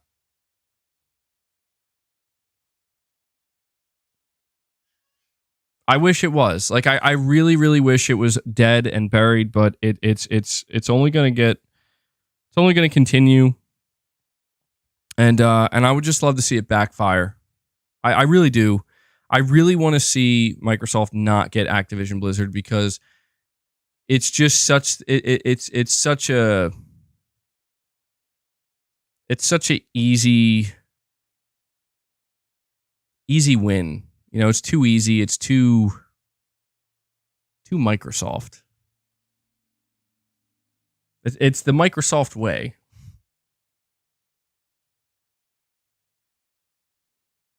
Biggity08, you're saying, I'm an Xbox fan and I want the deal to go through, but I don't think it will, because no one would be able to compete with them, and the regulators see that. Well, you know, that's the thing, is the CMA was like, but what about cloud gaming? And everybody was like, what about it? And it's like, I mean, you guys know that like kind of might be the future of gaming, right?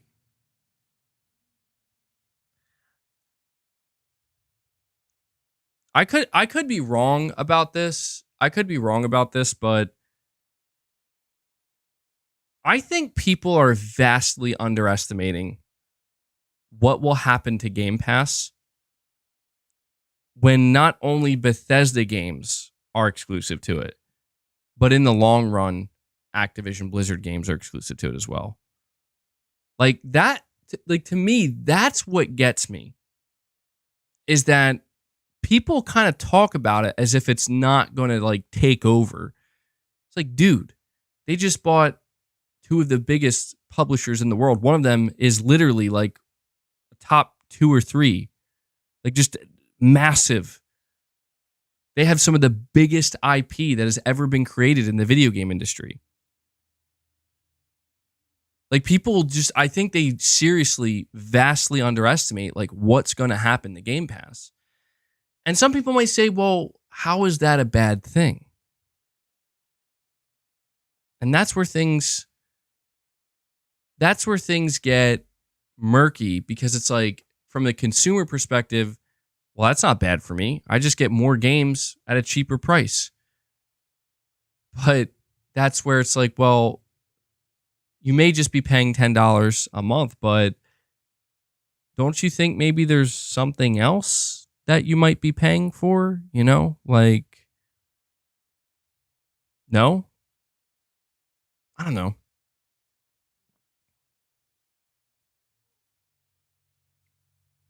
Leo Jimmy, you're saying, check this, MBG money. Microsoft could get their Game Pass on the PlayStation, but they'd have to dead the Xbox console. Once there's no Xbox console, I can see Sony putting Game Pass on PlayStation. I don't want that crap though. I mean that's an interesting, that could be Microsoft's move right now. That could be like, because I was thinking like, dude, Phil really basically came out and was like, yeah, I don't like, we want our Xbox owners to feel awesome, but at the same time he's like, but we don't really care. You know, like, I mean, essentially that's what it comes down to. Like he didn't really have an answer for you. He just said, we want you to feel awesome, and maybe you don't, but yeah, you know, like that's basically what he said. Like that's how he said it, or at least that's how it came off. And I'm trying to imagine. So Game Pass on PlayStation, I don't know that would ever work, man. MBG, did you see the posts from Quantum Error developers? I've seen some of them. I totally how is that game not out, bro?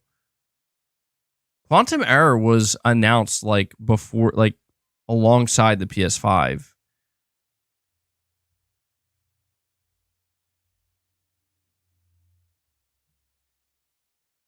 So I don't know, Game Pass on PlayStation. I mean, I feel like there are just going to be problems with that no matter what, because one of the things that Microsoft likes to do is sign third-party deals as well for Game Pass, and I don't know. I don't know, man. I mean, the idea of the Xbox console no longer existing and then Sony being like, okay, I guess you can put Game Pass on now.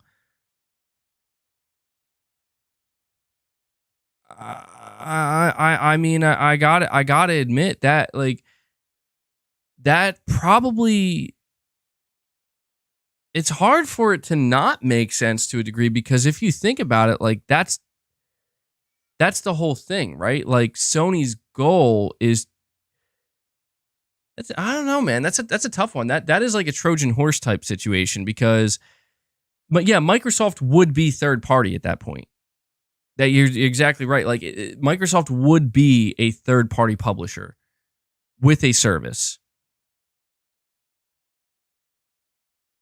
And I mean, at that point, if the Xbox console didn't exist, then that means Microsoft would be selling, like let's just go with the hypothetical. If they were third party right now, they would be selling Starfield for $70 on PlayStation, but they would also have it through Game Pass. And I think that right there is what would stop Sony. Is that, like, it would, I don't, oh man, dude, the more I think about it, I'm like, dude, Microsoft is fucking bad, bro. They are dirty. They are fucking dirty. Because I was just realizing, like, dude, that's what this is all about. Like, I don't know, it just clicked in my brain. I've come to this conclusion before, but there's just so much static and so much noise that you can sometimes, like, lose. The image becomes less clear, and you lose the focus of it.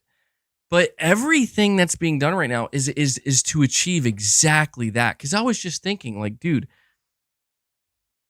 what would be, like, Microsoft? They say they want to be disruptive to the market, and it's like, what is the biggest and easiest way to be disruptive? The biggest and easiest way to be disruptive to Sony and to Nintendo, but mainly Sony, is, let's take games that have always released on their platform, and the only way people could play those games is by paying full price for them. And we're going to take a portion of them, and we're just not going to release them on the platform.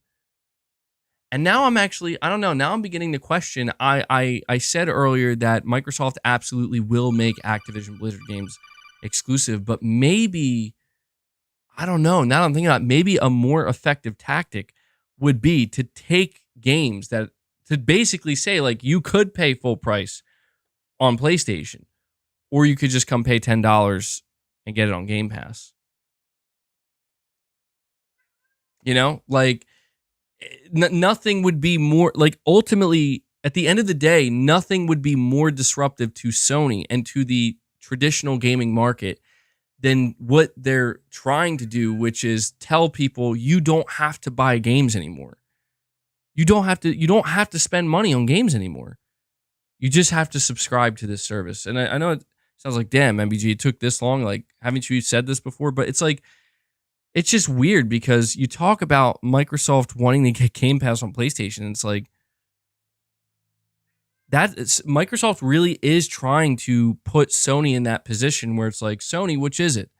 Sony, the only reason, Sony, you wouldn't put Game Pass onto PlayStation is because you believe that you're going to continue to be able to not only sell your consoles, but sell your games at full price and continue to thrive off of this traditional model. So what's the problem? Well, let's think. Why did Sony create PlayStation Plus Extra? Why did they create Premium? As a as a fail-safe, essentially, where, what if Microsoft is right? What if Game Pass is the future? What if Game Pass does succeed? That's why I said it's kind of a Trojan horse situation, because if Microsoft can get Game Pass big enough and powerful enough by securing games like Call of Duty, Elder Scrolls, Starfield, Diablo on top of their own games. They can make it like a must-have. Like you have to, if you want to play like a lot of these extremely popular games, you're gonna have to subscribe to Game Pass. That does put Sony in a precarious position where it's like, well, okay, you can keep taking these games, but we're gonna keep doing our thing, and we're gonna show that like people are gonna still support what we do. But as Microsoft continues to gobble up more and more publishers, and they continue to feed more and more of these games into Game Pass, over time, more and more people, you talk about like, and let's face it, more and more people are gonna be like, dude, if I don't have to pay full price for this shit, like I'm not going to, and I don't know, man. I've been talking for God. Somehow it's almost 4 hours. Jesus, I said this wasn't going to be a 4-hour stream today, and yet here we are. If Sony allows Game Pass onto PlayStation, then Sony forfeits in a way. You get what I mean? Like if Sony says, yeah, sure, Microsoft, as long as you don't make consoles anymore, you can put Game Pass on the PlayStation. I mean, it will cannibalize game sales to a degree, no doubt about that. But the assumption is Sony would only ever do that because Microsoft has that type of leverage. And the only way Microsoft gets that type of leverage is by buying publishers and shit like that. Sony could no longer have a viable Game Pass competitor of their own. They just couldn't do it. It's too conflicting. That's the thing is like, I think that just the fact that PS Plus Extra exists, I think it pretty much has already made it so that it's impossible for Game Pass to get on the PlayStation. I really feel that way.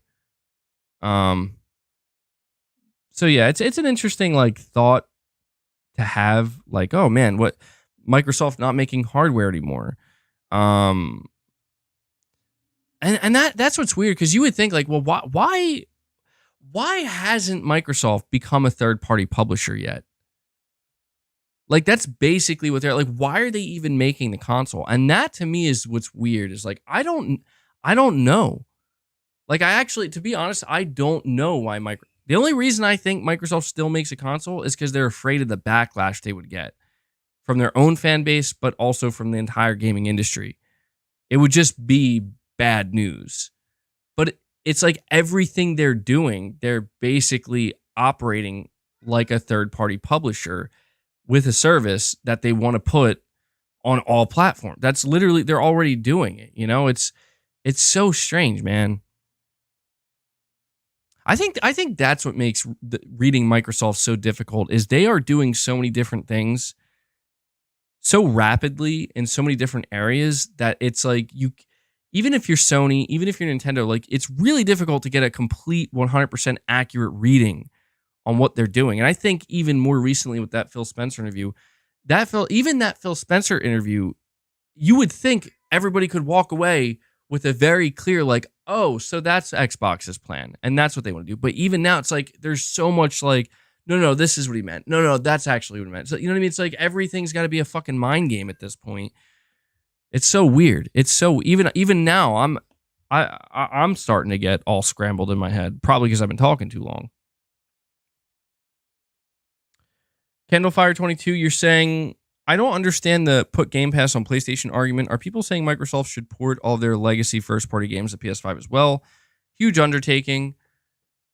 Yeah, I mean, that would be weird. I'll tell you right now, if Sony ever said, yes, Microsoft, you can put Game Pass on PlayStation, Microsoft would absolutely do that. Yes, they would take the time and effort to port all of their games to PlayStation. They would. They definitely would. Because if Microsoft basically wins if they get Game Pass on PlayStation. That's why I don't think they ever will. That's why I don't think they ever will. And I think Sony doesn't want to have to play Microsoft's game. Microsoft doesn't want Sony to play their game. Do you get what I'm saying? Like, Microsoft doesn't want Sony to compete with them with Game Pass. Like, they don't want Sony to compete with Game Pass because Microsoft doesn't want competition. Sony doesn't want to compete with Game Pass because Sony's busy raking in the money and the success by not doing the Game Pass model. And so it's almost like this weird thing where it's like Sony is engaged with something that is giving them the best results. You know? Oh, I got it. I got it. Here's an analogy for you. Here's the last analogy of the day. Right now, Sony is basically on stage, posing, flexing, under the lights, in front of everybody, in competition, and they're killing the competition. Their physique is unmatched. Their posing is perfect, and they're just clearly the winner, right? And everybody thinks that Microsoft, they're just too weak and puny. They're not as big. They're not as chiseled. Sony all oiled up on stage. They're not as chiseled, and they just can't hang with Sony, let alone anybody else up there. But in reality, what's happening is Microsoft is basically over there in the corner, basically injecting all the steroids, they're taking trend, they're doing everything. And they're just becoming an absolute fucking monster that is not only going to be able to compete on stage, but potentially just completely overshadow everybody on stage. And Sony, as they are flexing and winning and getting all of the glory on stage, they're watching. They can see that happening. And they see what's coming. And so Sony has to decide, do you walk off that stage and basically you're not going to get the glory anymore. You're not going to get the attention. You're not going to be number one because you're not up there. You're not showing it. And you're going to start worrying about what Microsoft's doing. And you're going to say, yo, we got to start doing what they're doing. Or Sony has to stay on stage, in front of the lights, win that Mr. Olympia, and basically say, well, it looks like they're pumping up over there. It looks like they're getting pretty big. It looks like they're doing some kind of new steroid that we never heard of before. MBG with the best analogies. Yeah, but no. So I would argue Sony is not Ronnie Coleman. Okay, I would argue, who was the Mr. Olympia before Dorian Yates? I would say Sony is like Arnold Schwarzenegger. Okay, Sony is like Arnold. Like he's the perfect size, perfect. Just what people would consider like the ideal physique. Not too big, but not small. Not overly aesthetic. And then I would say Microsoft is basically trying to become Ronnie Coleman, where it's like there's no arguing that Ronnie Coleman just completely overshadows Sony. Ronnie Coleman bro, that is a fucking clip. Ronnie Coleman overshadows Sony, bro. Holy shit, I can't even keep my naming together. Oh my god. Oh my god. Let me try that again. Ronnie Coleman completely overshadows Arnold in terms of sheer size and mass. If you were to put Arnold Schwarzenegger on stage and then Ronnie Coleman on stage next to him, Ronnie Coleman's going to get more people watching him because they can't fucking believe what they're seeing. People will look at Arnold and say, God damn, dude, you are impressive. That is awesome. But do you see that guy next to you? Holy shit. People wouldn't be kidding. They're drawn to it. Because it's just, what the F are you drinking? I gotta do the muscle bound analogies here. But basically, he's lost in the Matrix. Yeah, this shit went way off rails. No, but to be honest, there is a point I'm trying to make with this analogy. That's the thing, is Sony has always done things in the traditional way, and they're winning and they're on top because of that. But at some point in time, like, there's a chance something's going to come out of the shadows, come out of nowhere, where it's like, it's not doing what Sony is doing, and it's very different from what Sony's doing, and it's maybe going to get bigger and not necessarily be better, but it'll be bigger than what Sony's doing. And because of that, ultimately, like, it's going to garner more attention, and people are going to be like, oh, well, this is new, this is different. And in this case, that is Game Pass. Like, Game Pass is that thing that's not necessarily the biggest thing yet, but that's what I'm trying to say is Microsoft is trying to inflate Game Pass to a degree by, and we got Lady K with another membership gifted, bringing us up to 13. Guys, it's up to, look, man, this stream's going to be ending soon. This is quite the surprise. I got to say, this is like the first stream in I don't know how long where we're seemingly not going to hit our goal. We're not going to hit our, it's totally cool. It's totally cool. Like, honestly, even just getting 13 today is awesome and more than I probably would have expected because you guys have been murdering it.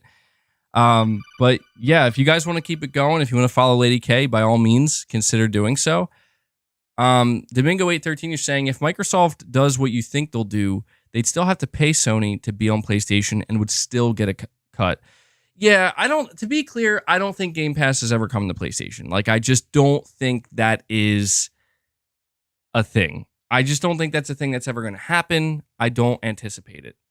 And Domingo, again, thank you, man. You're saying this is why Apple doesn't allow Game Pass on Apple devices because they can't monetize each game that gets streamed. Apple plays a huge part in this too. It's true, man. It's absolutely true. You're completely on point, Domingo. Absolutely, bro. And we got Fred Vance coming in with a 5 bomb. You're breathtaking. Fred with the 5 bomb, bro. You're breathtaking. Thank you so much, Fred. Fred always pulls through. Fred's like, I gotta get in here, man. I gotta get in here. That is awesome. We are at 17 now, just like that. Thank you so much, Fred. Thank you so much with the 5 bomb. I think Fred liked my he liked where I was going with my Arnold and Ronnie Coleman analogy.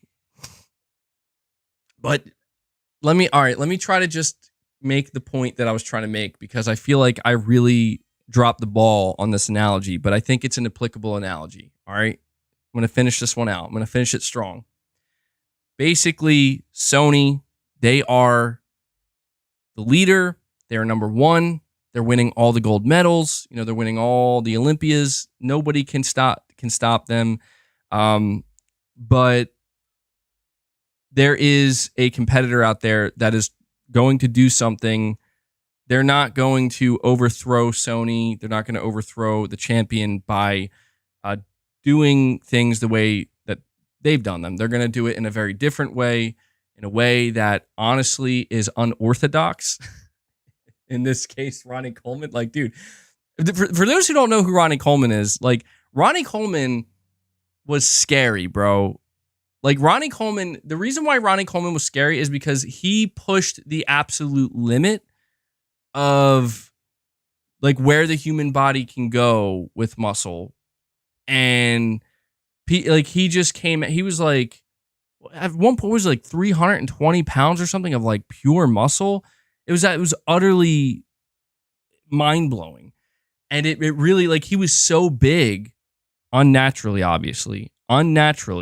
that it made even, like, people, bodybuilders of the past, like Arnold Schwarzenegger, look not puny, but, like, definitely a lot smaller compared to them. And that became, like, the thing that everybody was like, you got to chase after that. And we got D. Kent becoming a channel member, bringing us up to 19. Thank you so much, D. Kent. Guys, we are so close. We are so close. We are 6 away from hitting the goal today. Thank you so much, D. Kent. I appreciate that, man. And yeah, it is worth noting that Ronnie crippled. Jesus, I've been talking too long. Ronnie Coleman is basically crippled now. He's he's not in good shape, and he'll tell you that's why. Like, he'll tell you, like, yeah, I messed up. And it's crazy, dude. It's crazy. Gooey, a member for 1 month, you're saying, what future first-party PlayStation game do you think will solidify the PS5 to win the generation over Microsoft? Well, I'll be honest with you, Gooey. I think it's clear that Sony already won this generation.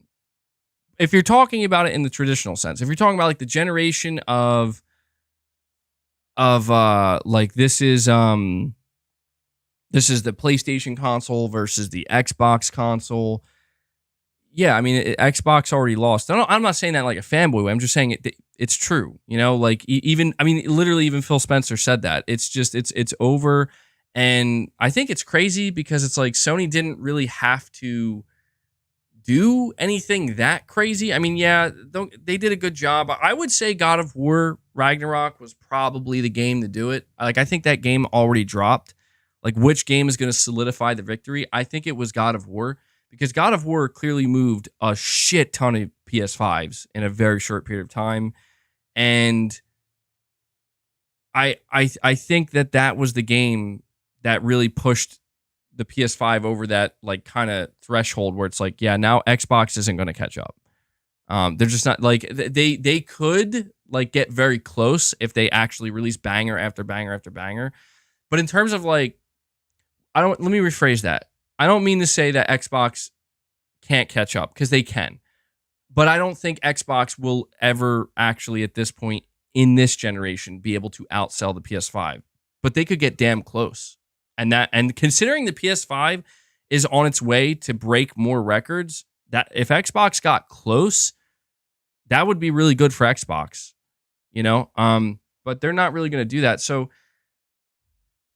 I feel like at this point, it's not so much about this generation. Right now, I think everything that Sony is doing with their games, it is to push PS5 sales as hard as they can and get as many, like, regardless of the competition, regardless of how many consoles Xbox is selling or what Nintendo's doing, Sony wants to push console sales as far as they can and make money off their games.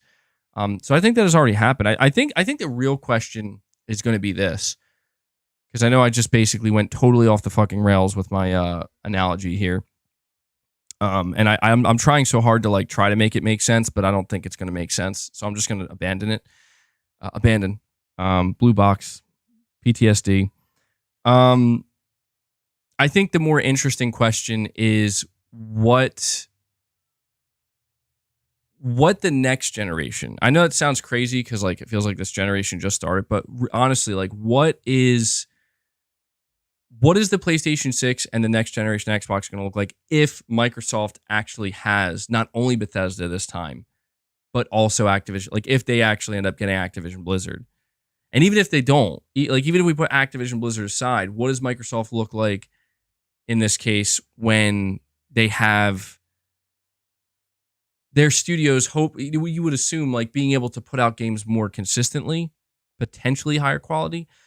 I don't know. Like to me, I don't know that this generation in terms of like competition, it's hard to even talk about it in that way, right? Like it's hard to even talk about, oh, like the PS5 competing against the Series X. Like, I mean, we just had Phil come out and say that's not even a thing. So it's like, at this point, here's what I'll say. I know this isn't necessarily an answer to your question, but I think this helps kind of wrap up this overly extended topic, where I'm going obviously in many different directions here. I want to try to simplify the point that I want to make, and that is, it's clear Microsoft is going to continue to push as hard as they can with Game Pass. And before I finish this, we got Zanarkand Blitzer, bro. If I'm not mistaken, I think this might be your first time gifting memberships. Maybe I'm wrong about that, but a 5-bomb from Zanarkand Blitzer. Thank you so much, man. We are one away. We are one away at this point. Zanarkand Blitzer bring us up to 24 on the day. Huge. Zanarkand Blitzer coming in clutch. And that's on top of some super chats too, man. I really appreciate that. Really, really appreciate that, man. I don't know if I played this already, but I'm going to play it again, just in case. Love to see it, man. Love to see it. Yeah, Zanarkand, you're going to have to let me know, man. Is that your first, let me know. Is that your first time gifting memberships? And Fred Vance coming in, bringing it home. Fred Vance bringing it home. As my cat's about to destroy the window again. Fred Vance with another membership. We broke it. We did it, guys. We did it. Somehow, some way, we did it. You guys pulled through. You're like, let's hit the goal today. Love to see it, man. Thank you so much. Thank you so much, guys.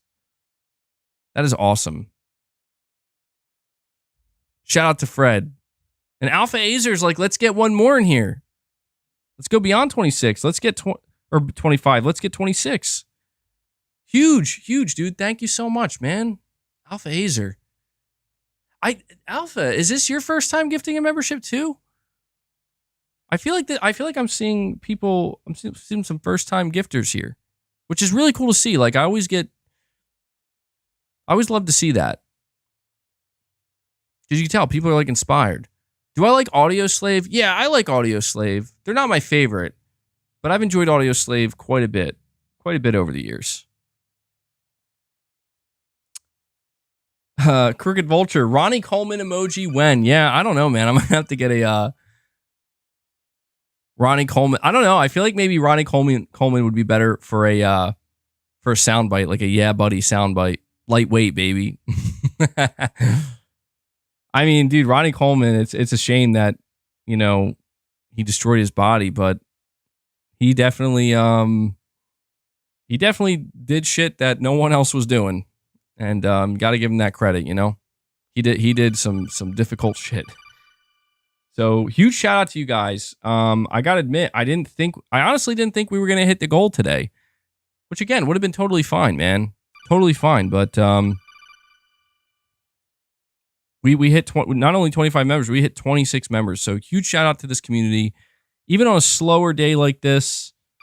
Not as energetic. Clearly, MBG's not firing on all cylinders. I don't know, man. I feel like I'm like out of it to a degree, but yet we still do it. Thank you guys so much.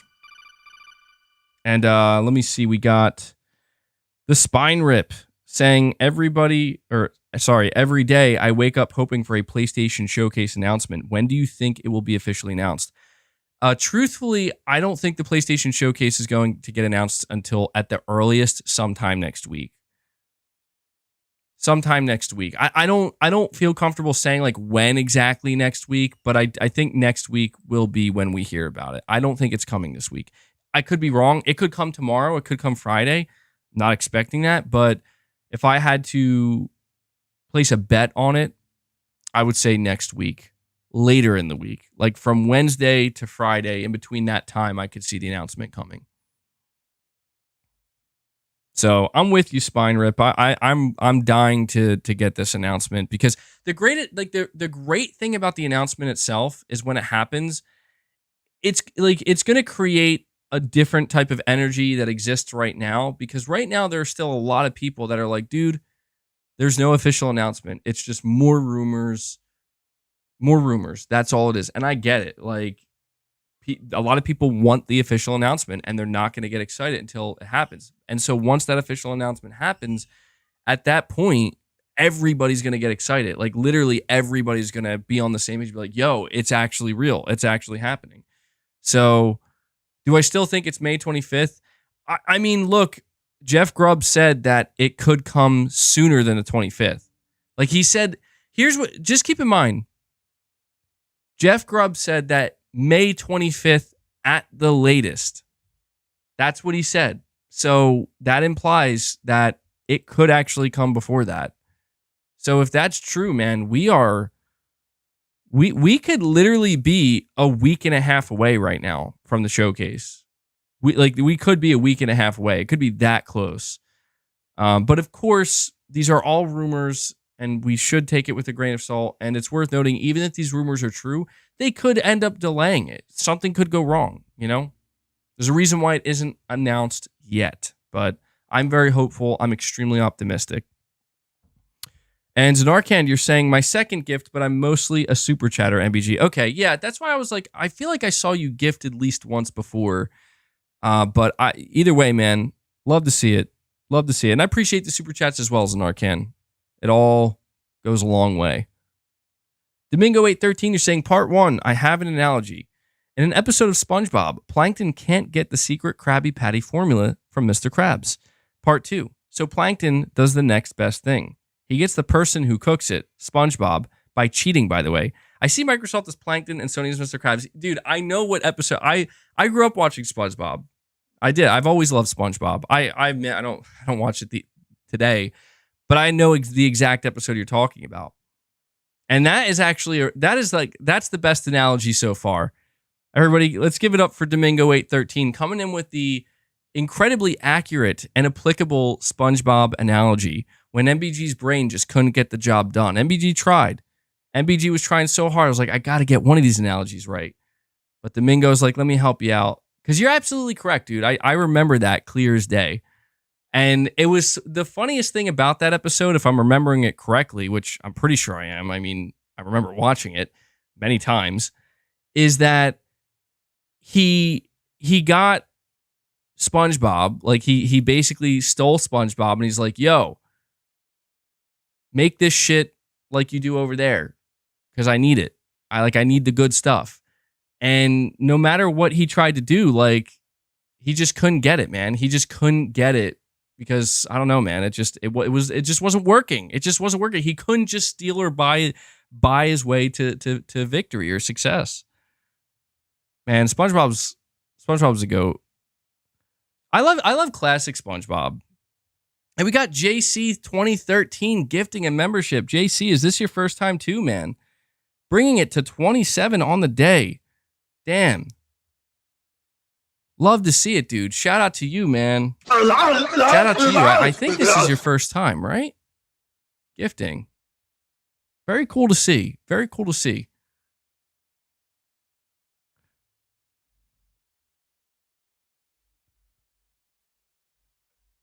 Let me see.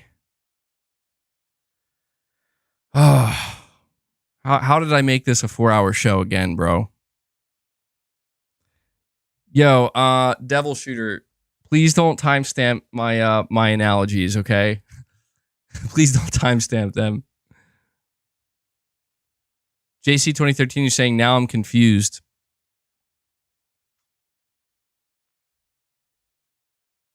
Well,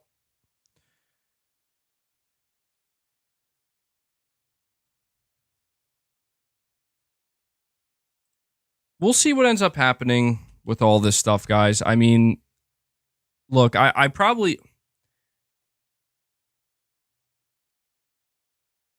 No matter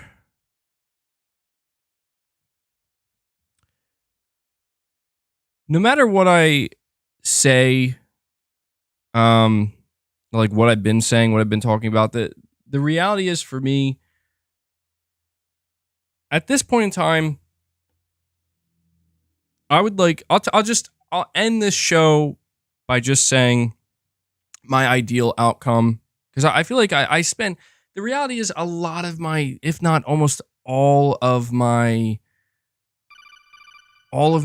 content, not all of it, but a lot of it really is speculative and just talking about like certain scenarios, good scenarios, bad scenarios, good outcomes, bad outcomes. But I guess I'll end this stream by basically telling you my ideal outcome, generally speaking, in an effort to kind of end it on a more positive note. Fred, you're saying, MBG, you should change the membership train soundbite to the techno train breakdown. Not techno. Is that tech? Is that from Tekken? I mean, you spelled Tekkno. Techno train breakdown. Is that let me see. I'm curious.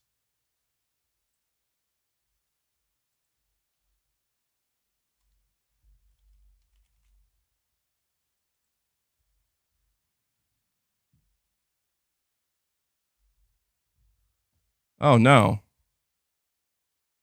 Why did I don't know why I was like thinking, is that something Tekken related? I guess because it almost looks like Tekken. I see it here. I'll have to listen to this. I feel like this will get copyright claim, no, right? It definitely seems like it. Because I never heard of this before. It's a song, it seems.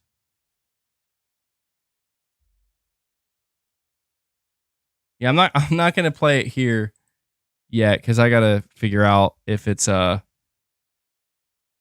gonna be Not if you keep it. Yeah, I guess that's true. If you keep it under 10 seconds. I might be pushing it though. I might be pushing the limit because like every time I play, it'll like add up.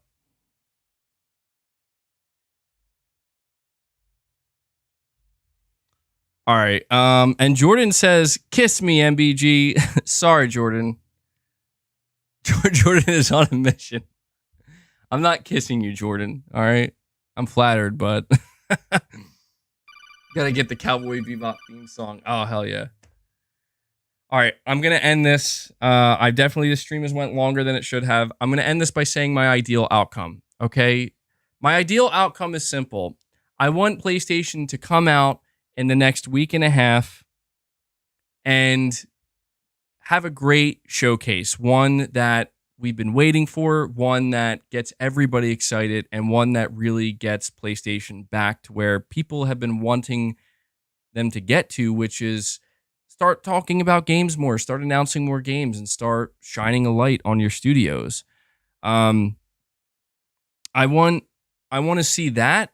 And not too long after, I want to go into Summer Game Fest, and I want to see some hopefully exciting and awesome announcements at Summer Game Fest from Jeff Keighley.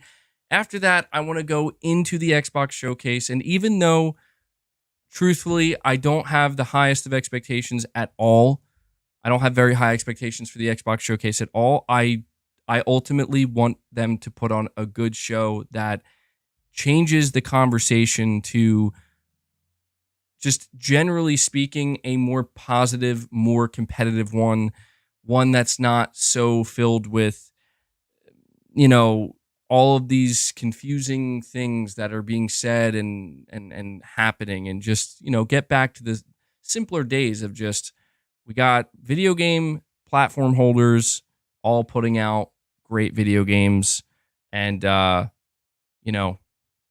we're going to talk about it. It's as simple as that. That's my ideal outcome.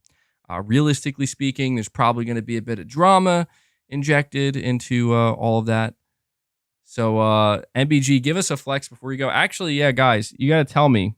We did hit our goal, so I got to give you a flex for that. But I'm looking for some feedback here. If I'm going to keep flexing on stream, I need you guys to let me know. Like, does it look like I'm making progress? Does it look the same, or does it look like I'm actually not making progress? I'm actually curious. I'm gonna flex, and I want to know: does it look like I'm making any progress? Because I've been hitting the gym, I've been hitting it pretty hard. All right. How's it looking? Is it looking better? Kind of the same? Stop ripping your sleeves. You let me know, or I could try. It's hard to do like a side pose really in this corner here. The dude says, "Shake it, baby." Yo, that's not what this is about. Progress. All right, I'm trying to make progress. We'll compare next week. Saying I'm looking pretty cut. Oh, that's a compliment. I don't think I look very cut. That's what I'm trying to get bigger and achieve more mass, but I also saying I need more triceps. That's the thing. My right arm, the triceps are like not as developed. I feel like my left arm, the triceps. Look at that. See, like the triceps on my left arm are like way more developed. What is up with that? I like even when I look, you can see the difference. See? How do I gotta so bulgy, Jesus. No, that's not what this is. I'm trying to get feedback, all right? This is about bodybuilding. And sorry, dude, we got Corey Lindega coming in with another 5 bomb. Corey Lindega is like, I ain't letting you end this stream without giving you another 5 bomb. Dude, thank you so much, Corey. You brought us up to 31 on the day. That's awesome, dude. That's awesome. Thank you so much, man.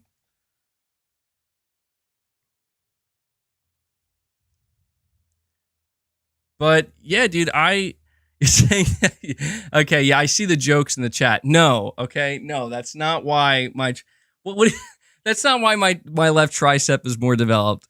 It's so weird, dude. I don't know. Even when I try to like isolate certain muscles to develop them more, it just doesn't, it doesn't always work. It doesn't always work. I don't know why. This is getting off the rails. The same issue with my right arm. Show us that left forearm. All right, you guys got enough. This is turning into like a. Man, this is just me just getting hot in here. God damn. No, but really though, seriously, I am on a mission. Okay, I am on a mission to. Here's for real though. Before I go, all jokes aside, what I'm actually trying to do right now, I'm trying to reach a new peak. Okay, like I'm trying to. I feel like the best physique for me was probably when I was like 23, 24 years old. Like I wasn't like crazy, like jacked. Like again, I'm natural, but I want to see like I'm trying to push myself harder now and lift heavier than I ever have and really, without injuring myself, just do the best that I can. I have more knowledge in regards to bodybuilding and taking care of your health and everything else than I ever have. So I want to apply all that, and I really want to see if I can basically break through a plateau and reach a new peak. And it'll be interesting because you guys will be able to let me know. I'm 29 years old, so I don't know, man. I'm right at that point where it's like I'm not old yet, like I'm not, but I'm not, the youngest either. So just lift safely. Yeah, that's for me. That's definitely. I agree. Form over weight, but I'm trying to push myself just a little bit. I'm trying to get out of my comfort zone. I feel like that's the only way I'm going to break through that plateau. So, all right, guys. My wife's going to kill me. I told her like this is going to be a short stream today, honey. 4 hours later, but I mean it was awesome. I appreciate all the support you guys show. This has been another successful stream, another awesome stream. I will see if I end up streaming tomorrow. If it's like a dead news day and there's just not a whole lot to talk about, because this is like the third 4-hour stream in a row. Unless there's like actually seriously something to discuss tomorrow and something happens, I may take the day off tomorrow. I'll see if we could do a members only stream coming up. I'll have to see about that. But either way, I will have more content coming. But thank you guys so much for your support. Again, I didn't think we were going to hit our goal of 25 members today, and instead we came in and crushed it with 31. You guys still showed a lot of support through super chats, and we had good viewership the whole time. So a sincere thank you from me to you. This community is awesome. Love to see it. I think I'm going to go rest up a little bit, and I guess I'll probably try to hit the gym or something. So that's it, guys. That's it for me today. Shout out to Devil Shooter again. He's going to do the timestamps, so look out for those. But that's it, guys. I will catch you hopefully in the next stream. And until then,